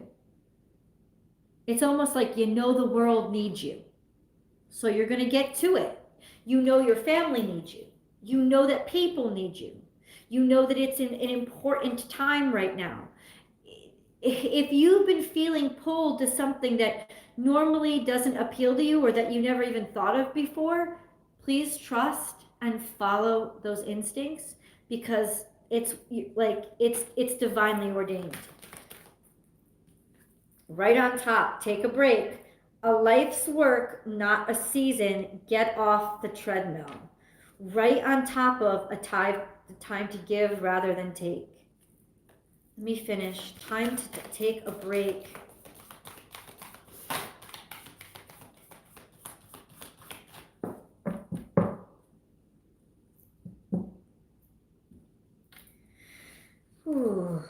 Time to give rather than take. Take a break. So I think you're done resting. You're done being on a break. It's like, take a break from your norm. Take a break from taking a break. Take a break from being aloof. Take a break from being removed. Take a break from whatever was your norm. And once again, I've got to say, you're being called to this. It's almost like you should know what I'm talking about as I'm talking about it, Gemini, because it's already been happening to you. It's already been like I never did that before, but I know this is the right time to get involved in it. I never thought that I'd be good at it, but now is the time that I need to try it. Or I never thought that they would listen to me, but now is the time that I need to connect, figure out if everything's okay. That's the thing. Whatever you were apart from, you're now bridging and making a connection to. Interesting. Gemini.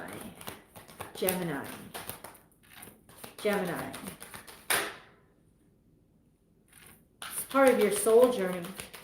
It's part of your soul purpose. It's part of your purpose on Earth. It's part of your purpose for being here, Gemini.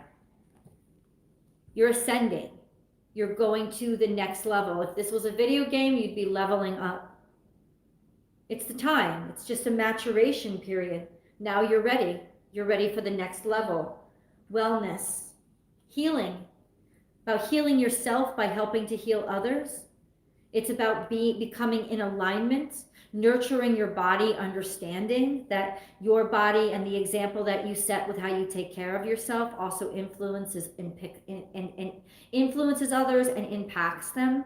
Could be your children that are watching you, could be your students that are watching you, whatever. It's almost like this is setting an example, or you're on a new journey to be the best version of yourself, and this is part of it, connecting and serving others. Ooh. Let's read 9, Soul Journey.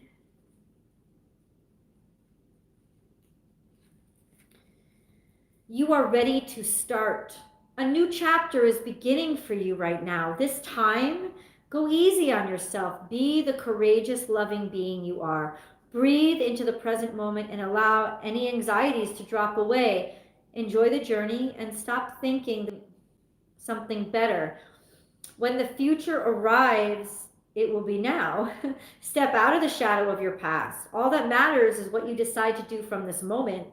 Your life is yours to live in whatever way is meaningful to you.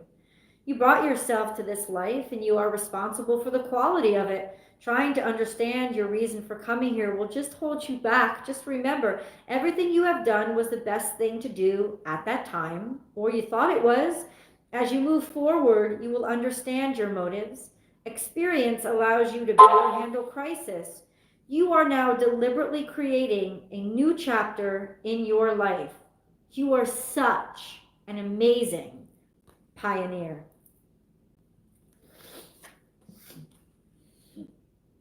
This is definitely the next level for you. Allow yourself to go with it, man. 24, let's do this. 24.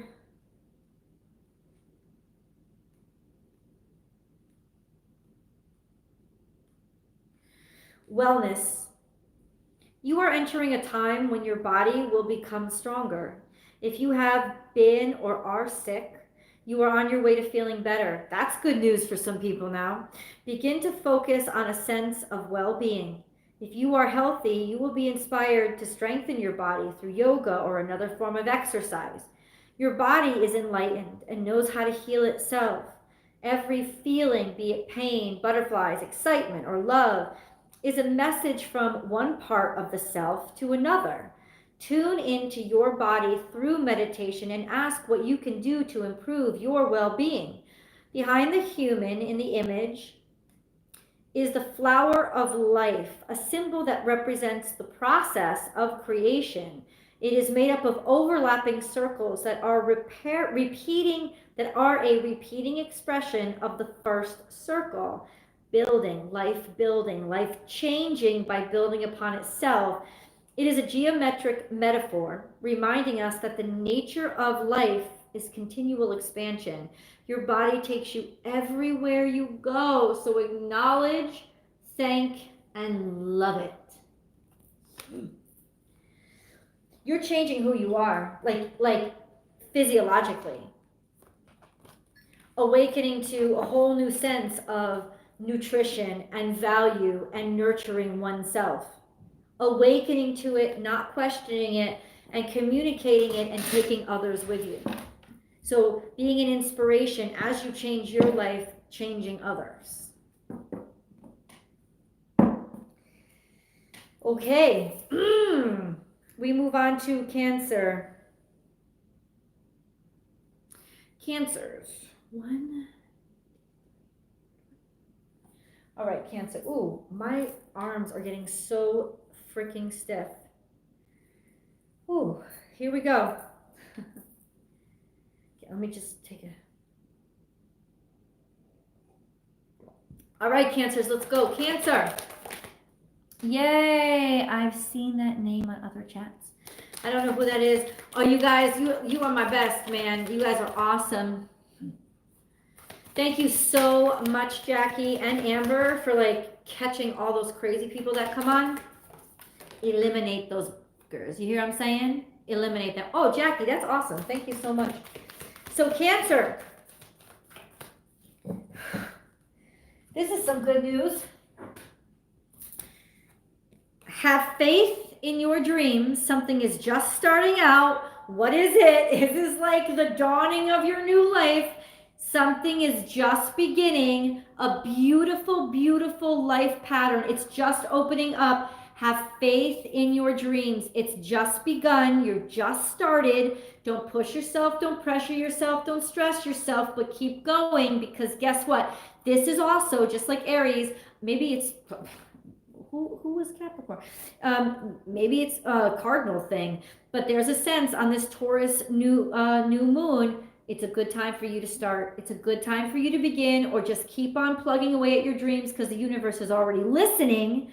It already knows what you want. So let's just keep continuing. So remember, we take that continuity energy that is in this Taurus new moon and show the universe we're still working on the same thing. We're still working. We still want the same thing. This is what we still need, universe. Yep, still here, confirming it, checking in. But listen to this. The end of a tough cycle approaches.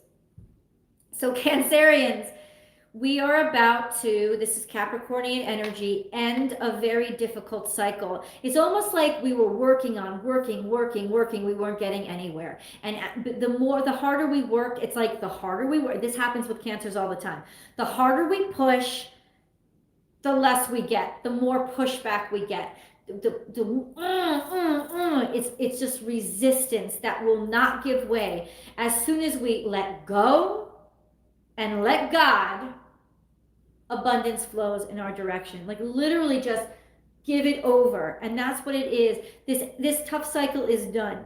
Whatever you've been working on, whatever you've been pushing, whatever you feel like you're treading water and you're not getting anywhere. And I have had this reading, this similar energy for Cancerians before. Not just before, but recently.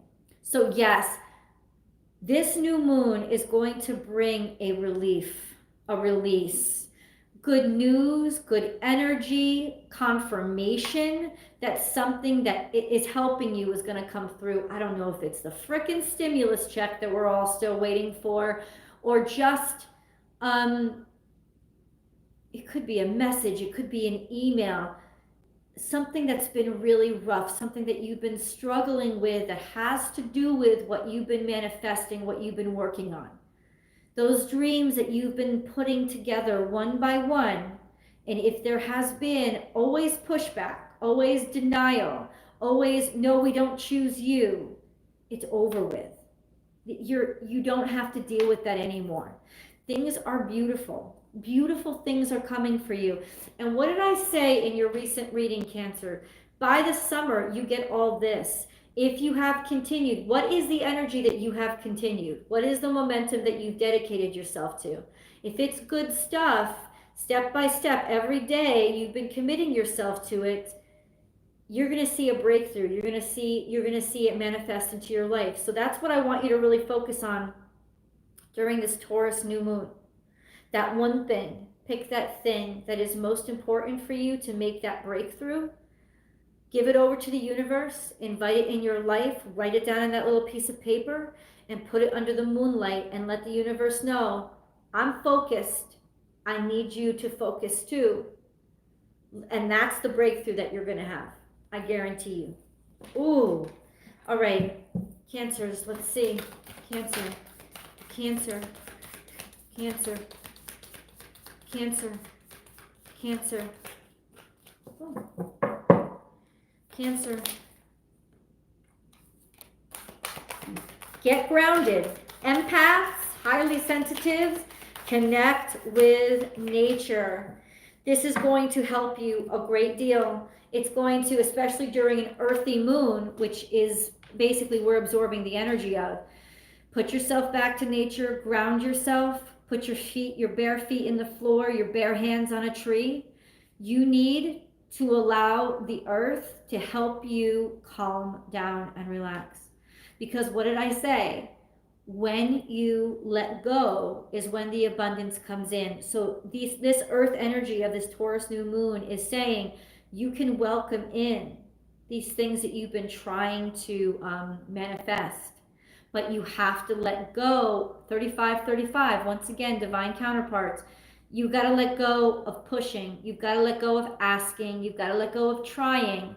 That negative energy that's been building up inside of you that you didn't even realize was negative, the earth wants to take it back from you. So just stillness, quietness, faith. Awakening. This is the new moon energy. Do you see? Wow. Energetic upgrades, a new way of being, and integration.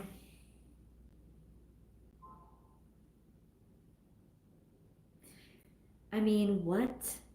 You know what I'm saying? It's like, yeah, this is all happening. This is real. Absolutely. This new moon, there's going to be an ascending for you, Cancer.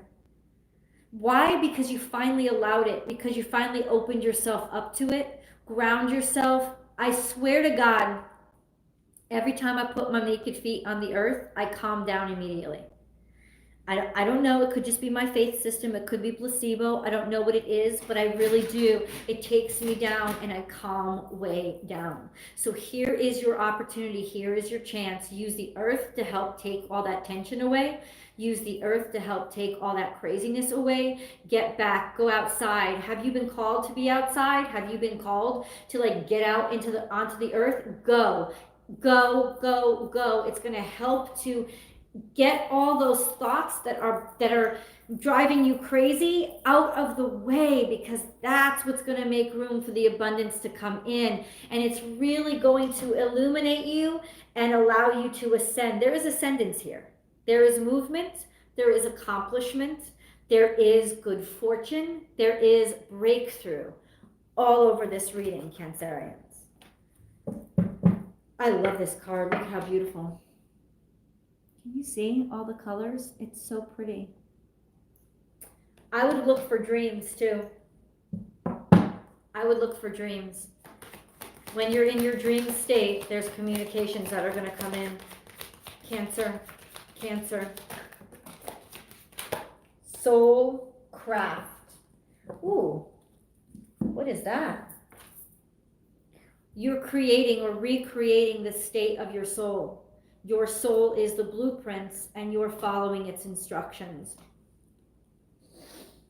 Let's read 10. 10 is the number of completion too. You've made it. You've got it. You're here. You've arrived. The thoughts, ideas, and topics you incessantly discuss are crafting your life. So focus on ones that make your heart smile. Do you talk out loud to yourself? Do you think too much? Because I do all the time. And sometimes I don't realize, holy crap, sometimes I'll catch myself and I'll be like, I'm saying all this out loud. Does that mean I'm building it? Is that what I'm surrounding myself with? I gotta stop that crap.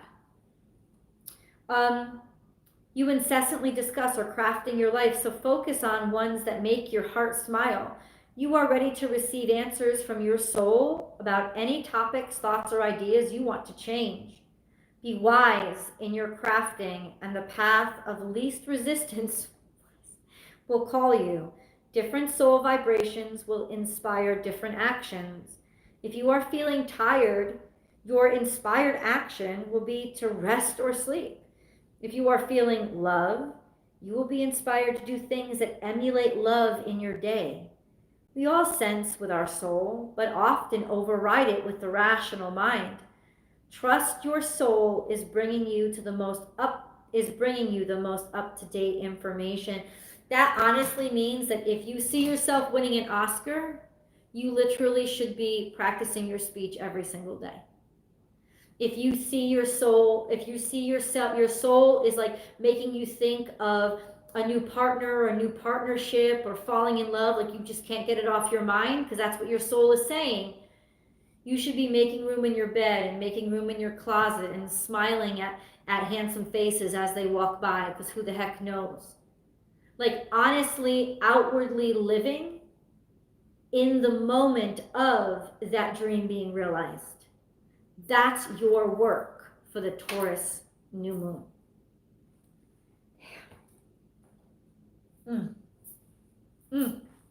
I'm loving it. Leo. Leo, 2. Okay. What is the Leo? Message for Leo, please. Message for Leo for the Taurus new moon. Message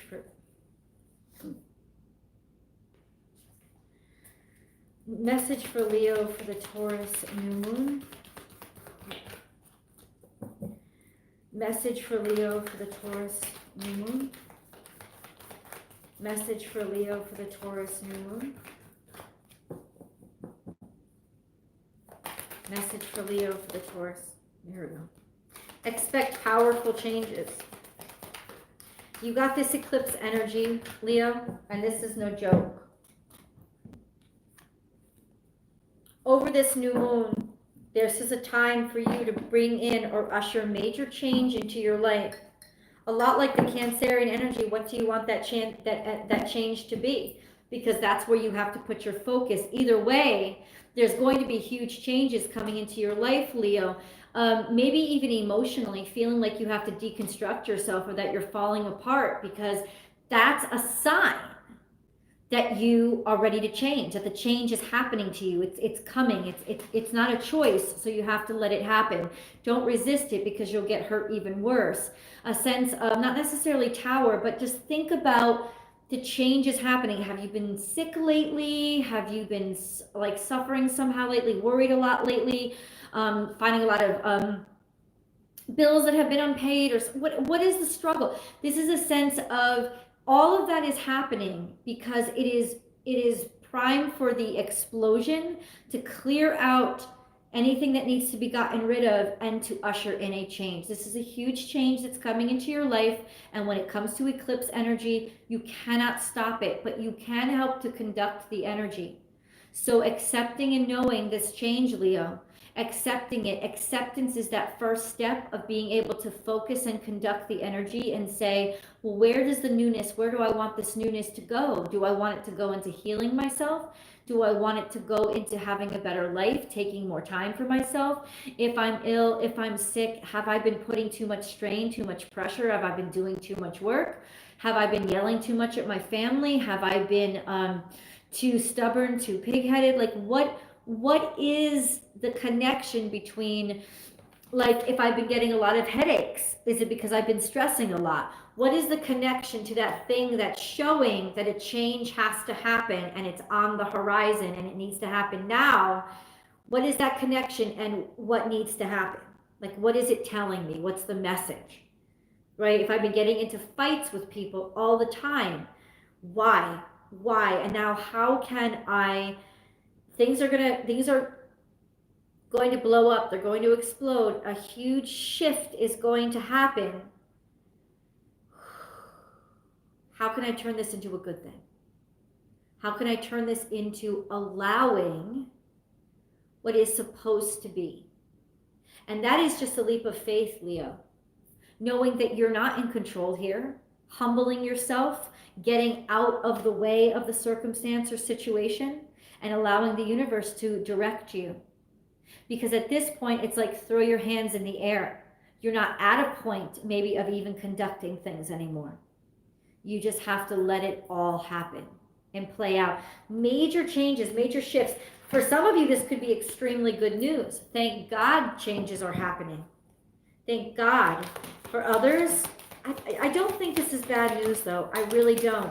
I think this is necessary changes to bring you back into alignment and balance, because something has been ailing you. Something has been bothering you, disturbing you, worrying you.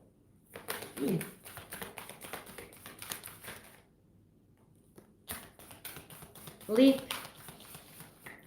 You go first. The energy, the universe will catch you. So this new moon, ironically, is about you letting go, Leo, and just trusting that the universe will take you where you need to go, and that when that tower comes and that change happens, it will not land on you. In fact, it will clear things out and clear things up for you. So go ahead and have faith and trust. And basically, hold on. The Great Gathering, it's all coming together. Intuitive hits and soul tribe. Have you been feeling like you need to get away from the people that you've been hanging out with? Have you been feeling like you are distanced somehow from who you really want to be around?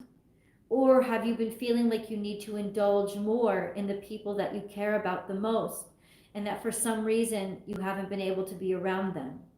This is a sense of leaping back into, especially the people that you love and that you feel so good around, and that maybe those people are going to be the ones, they're going to have something major to do with catching you when you fall and making sure that your new life can be so much better, helping you out. Like trusting and taking a leap of faith in the people that are on your team, on your staff, your friends, or your family.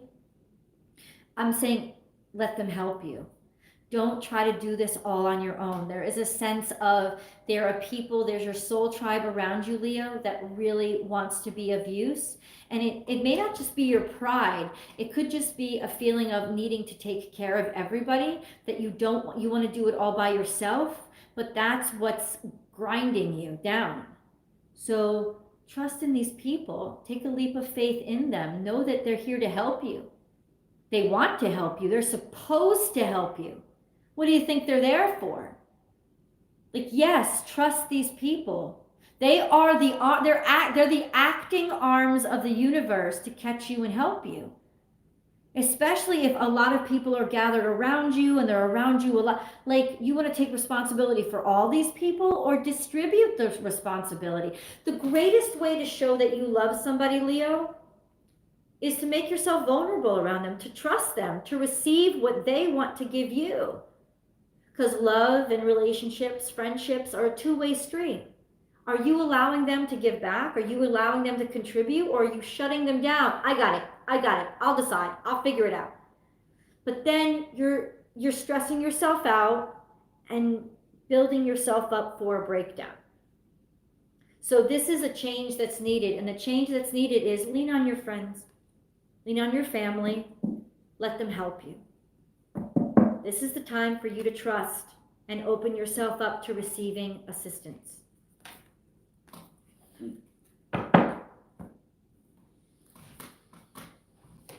Leo, insight has come out. Let me finish the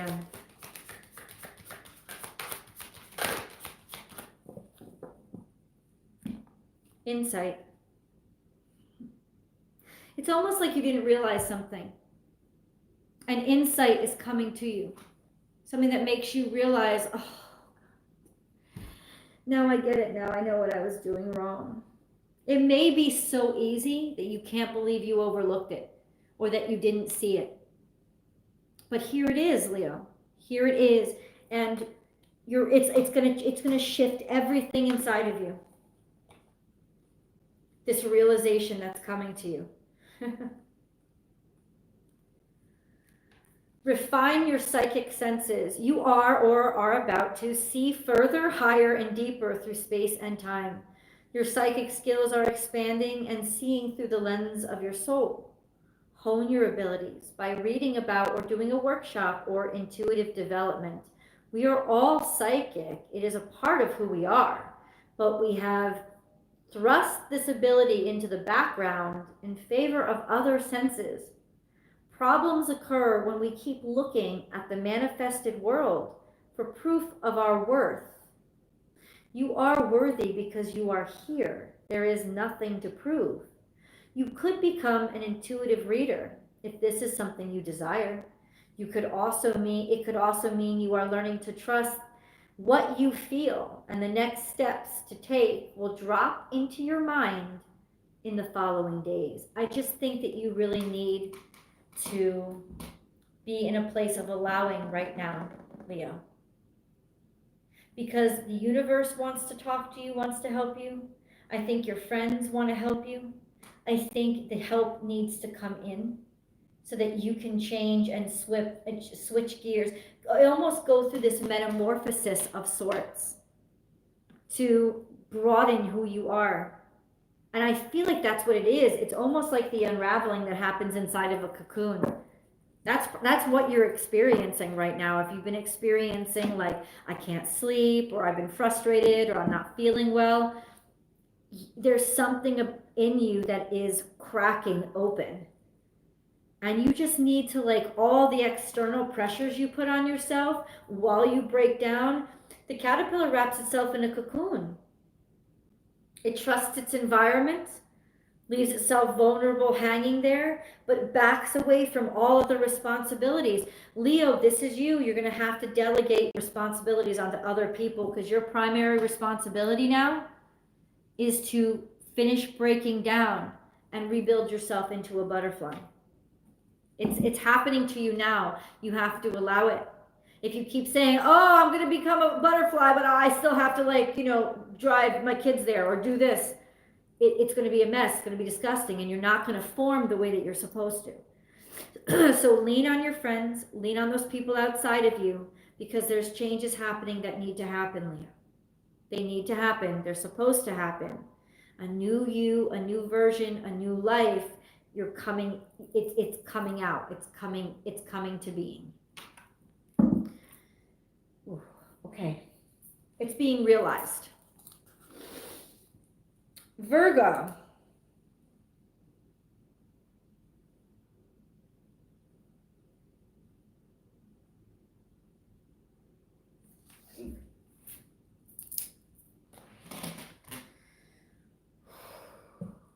Virgo. Virgo.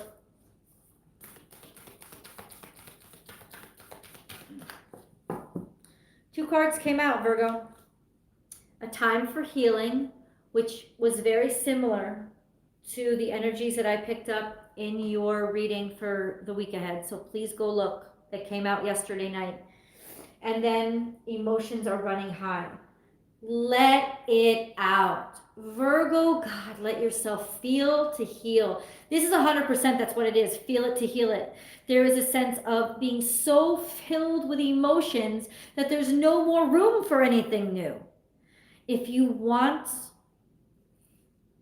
there's been something that you've been dealing with that was unaddressed, and you just can't hide it anymore. You can't hold it in.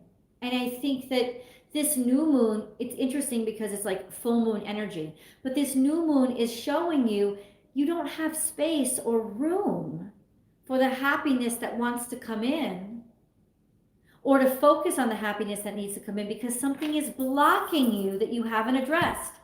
There is something deep down inside, something is coming in to, like, instigate it, prod it, poke it, and push it out, make it come out. Something that maybe has been repressed, suppressed for a long time, Virgo. It has to come out. It has to get out of your way, because there's so much that wants to come in.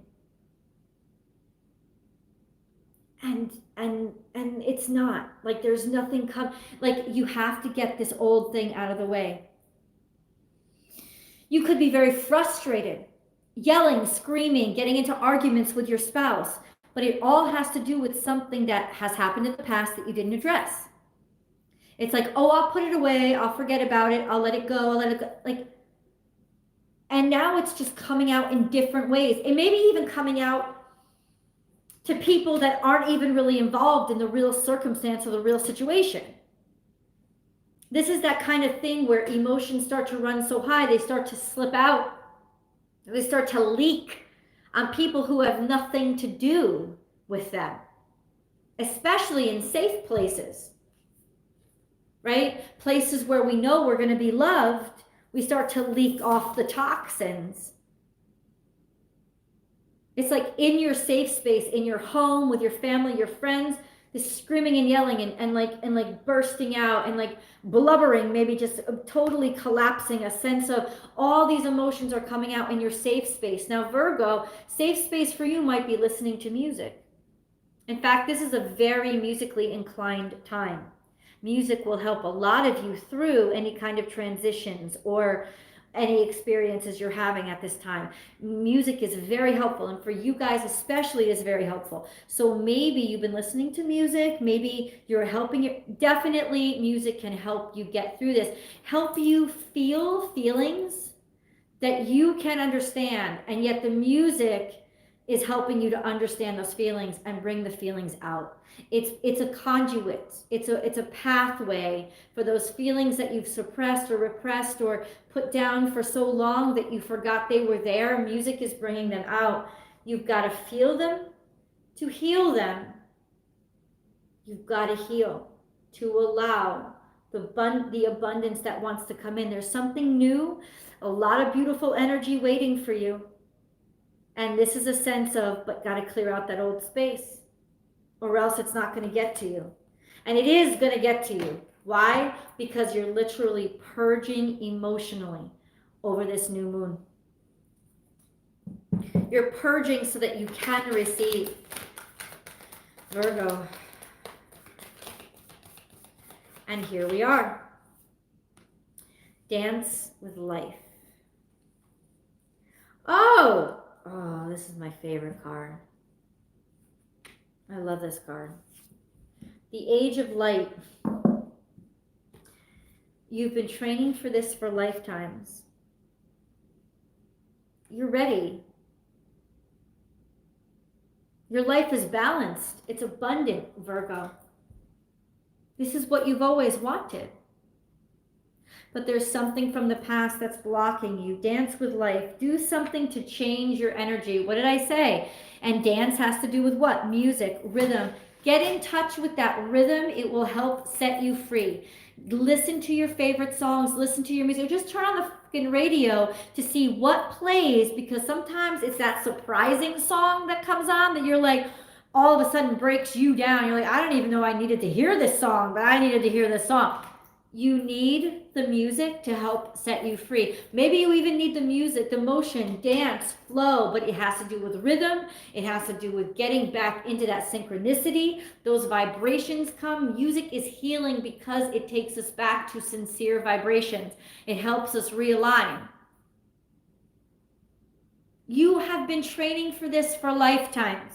You are ready for this stage in your life. You are ready to feel what you need to feel now. Whatever has been blocked up, whatever you've been trying to get away from, now is such a secure and loving time in your life that it's the perfect time. You are protected. You're protected now. You can release now when you could never release before, because you are in a real good spot. Everything else is balanced and secure. Now's the time to release that stuff. Now's the time to unload it and get rid of it, Virgo. Virgo. Virgo, Virgo, Virgo. Virgo.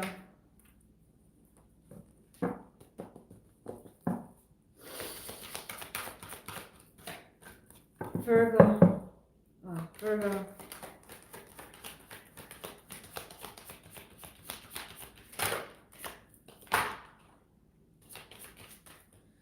Oh. Virgo.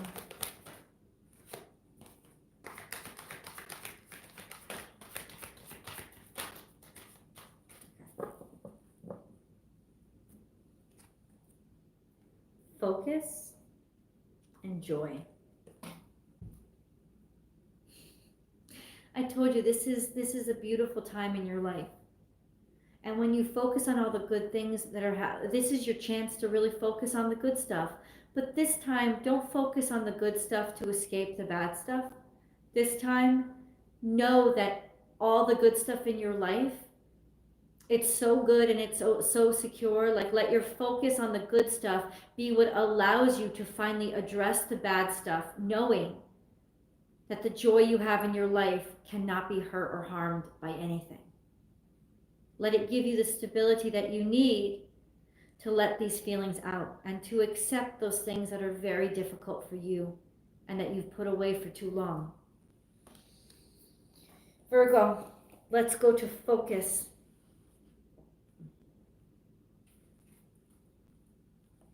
A point of attraction. Where is your focus and what do you want to create? Your point of attraction is the accumulation of all your thoughts. Some you are aware of, and some you are not. The latter are thoughts you have repeated so often that they have become beliefs and body memory. The point of attraction is more fluid than you think. It is the overarching energy of your collected ideas, active beliefs, and your personality.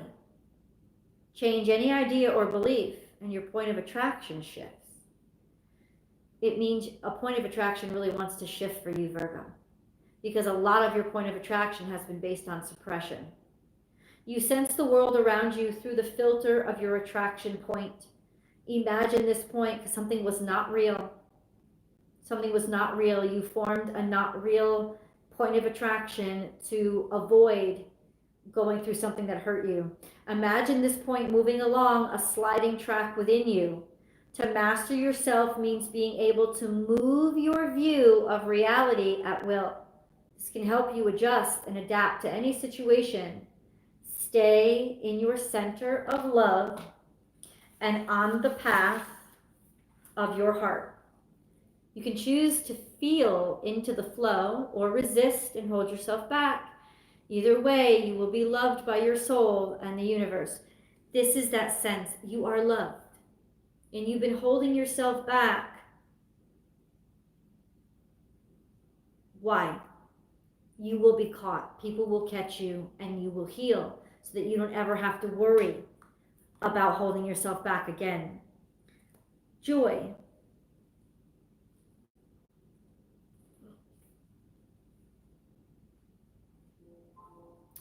Discover what you love. If a thought does not give you joy, then search for the one that does. Thank that thought for showing you where you don't feel joyful, but that means acknowledging it, and then reach for a pleasing thought. There's a lot of pleasing thoughts available for you. That's why I'm saying it's the perfect time to let that hurt and pain flow out, because you can easily grab a foothold in something that's going to give you joy. You can empower yourself by choosing joyful thoughts. You will disempower yourself by choosing sad thoughts. What will you choose today? There is almost always something to make you feel at ease in every situation. It is up to you to find that. Try reaching for a joyous thought right now. Look around your house at what gives you joy. Turn toward the joy in your life. If you can't find it outside, go within and create inner joy. It is not always the easiest thing to do. However, it is one of the most worthwhile things you can do for your physical and mental well-being. Open your heart to allow blissful inspiration to direct your attractions, and you will give without expectation. Joy is your natural state of being. Now is the time to honor it. You have so much around you, Virgo, that wants to give you joy.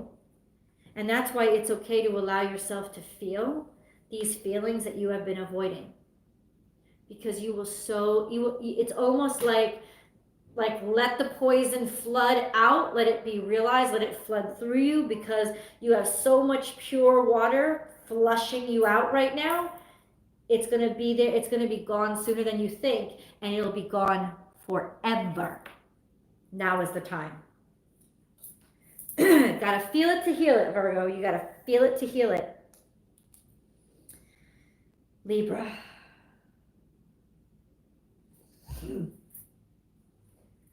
Oh, I'm sorry. I should have 227. Okay. All right, Libra. Oh, we've come this long journey. Here we are with you. Libra. What does Libra need to hear for this Taurus new moon? I know, man, it doesn't feel like much of a party, right? I'm all serious and shit. I apologize. Don't let pride get in your way. This is Leo energy. Don't let pride stop you. Whoa! This has never happened before. Two cards came out. Check this out, Libra. Don't let pride get in your way, and confidence is your key to success. Both Leo energy. Dude, are you like, are you dealing with a Leo right now? It's like purge and new, like it's like the cycle of life. I feel like Simba up in here. I feel like Mufasa. Jesus Christ, Libra, this is the cycle of life. I feel like a cycle is ending and coming to an end. Don't let pride get in your way. Like, let the new stuff come in. Confidence is your key to success. Confidence and pride are two different things, right, Libra? You know what I'm saying? It's like, don't get the two confused, because that could seriously f you up right now. Right?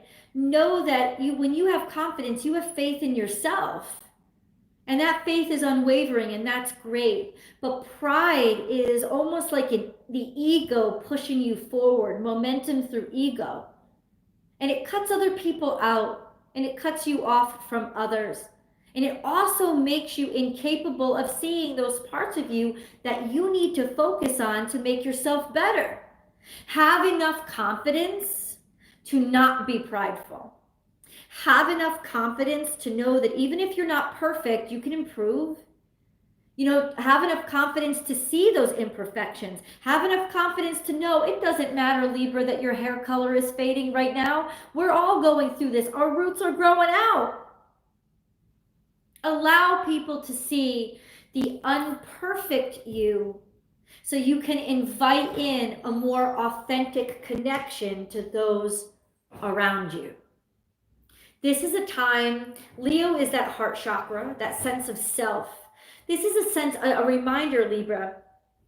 You don't have to always be, I know, because Libras are always like, I need to have my hair perfect. I need to look great. I need to look beautiful. Do I look beautiful? Do I, you know, you're always so concerned about that pride, that image. Have confidence and love yourself enough to not give a darn, to not care, to know I'm beautiful because I'm me, because that's what Leos think. I'm beautiful because I'm me. I step out, I'm amazing. It's like that confidence in your truth, in your true sense of self. That like, oh my God, I'm beautiful. I'm beautiful even when my nails are falling off. I'm beautiful even when, you know, like I haven't been able to go out and get the Botox injections for a while. It's like rediscovering your authentic beauty, Libra. Rediscovering what authentic beauty is. And this is what it's being for. Like, that's why you're deteriorating like that, because you like get back to that honesty, that truth. What, like, where is the real beauty? What is the real part of you that is really beautiful, that is really gorgeous? Show that to people, and show that to people while showing them that imperfect version of your outward self.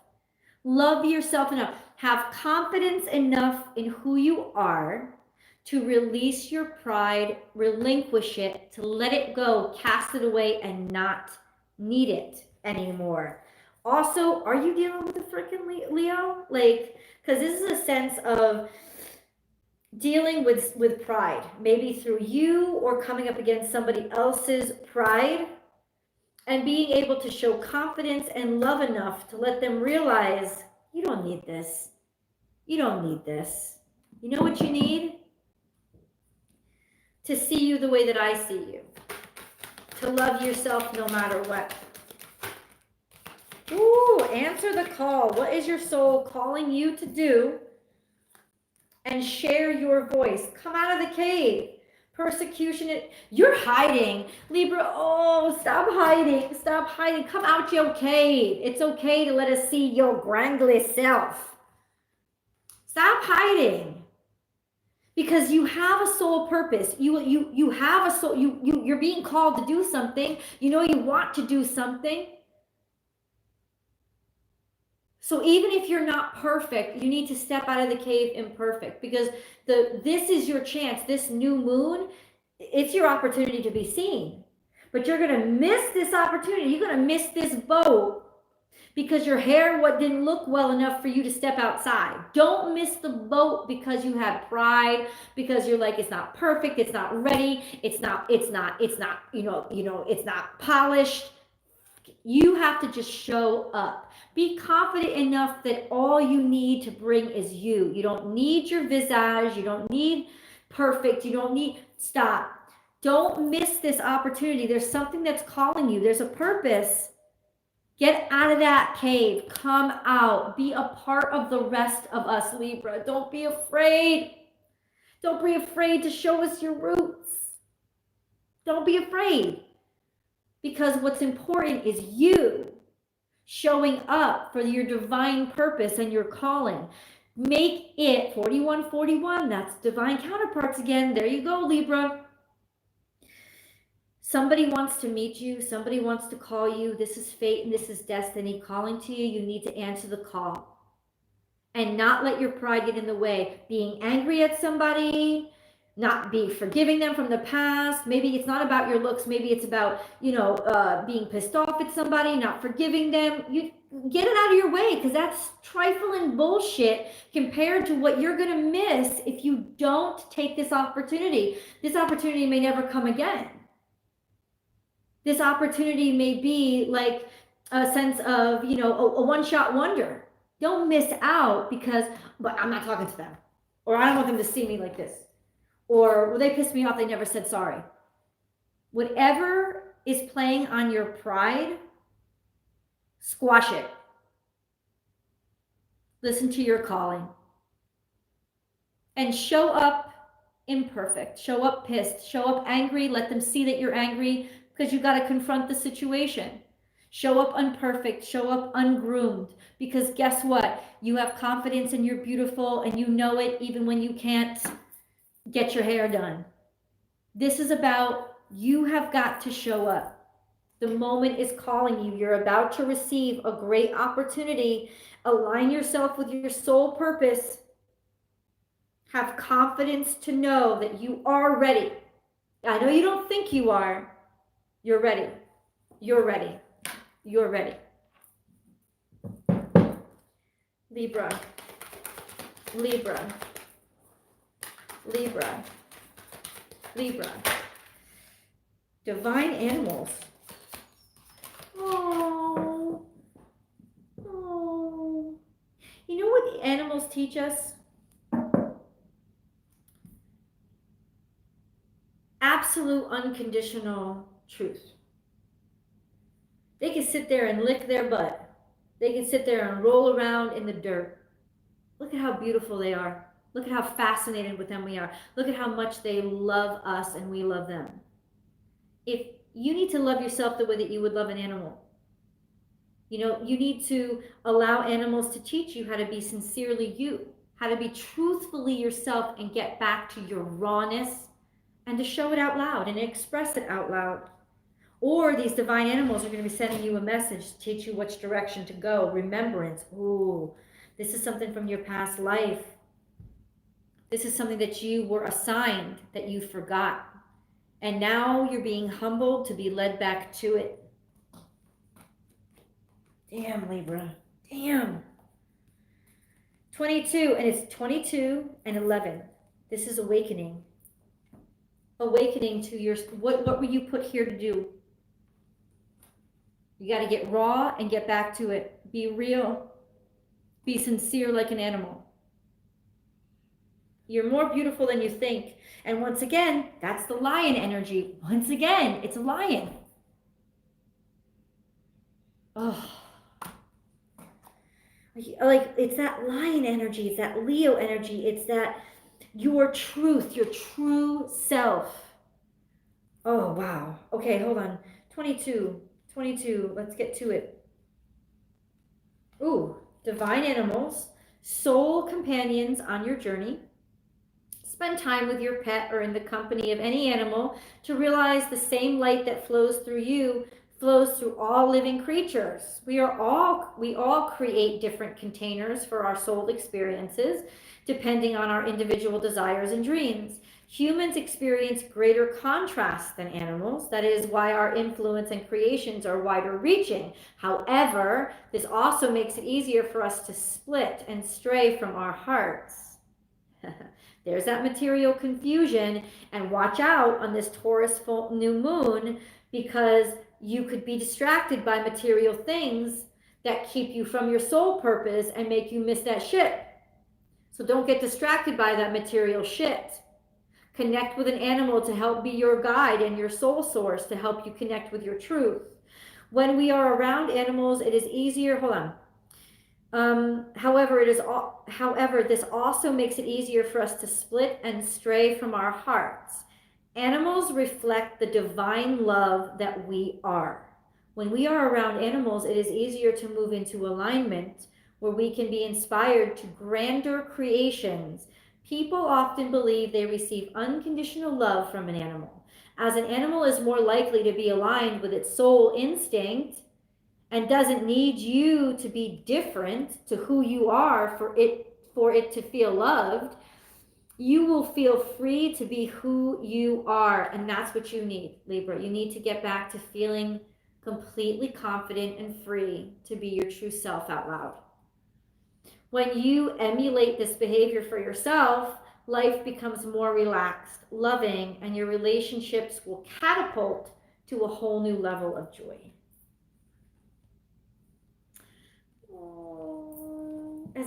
It's as easy. Listen, all the stress and that need to go grab to that, like cling to that material crap, all that stress can be eliminated just by hanging around your dog. Easy. Ooh, and look at 88. 88 is usually the energy of money coming in, abundance coming in, right? Your fortune arriving. You don't want to miss that ship. 11.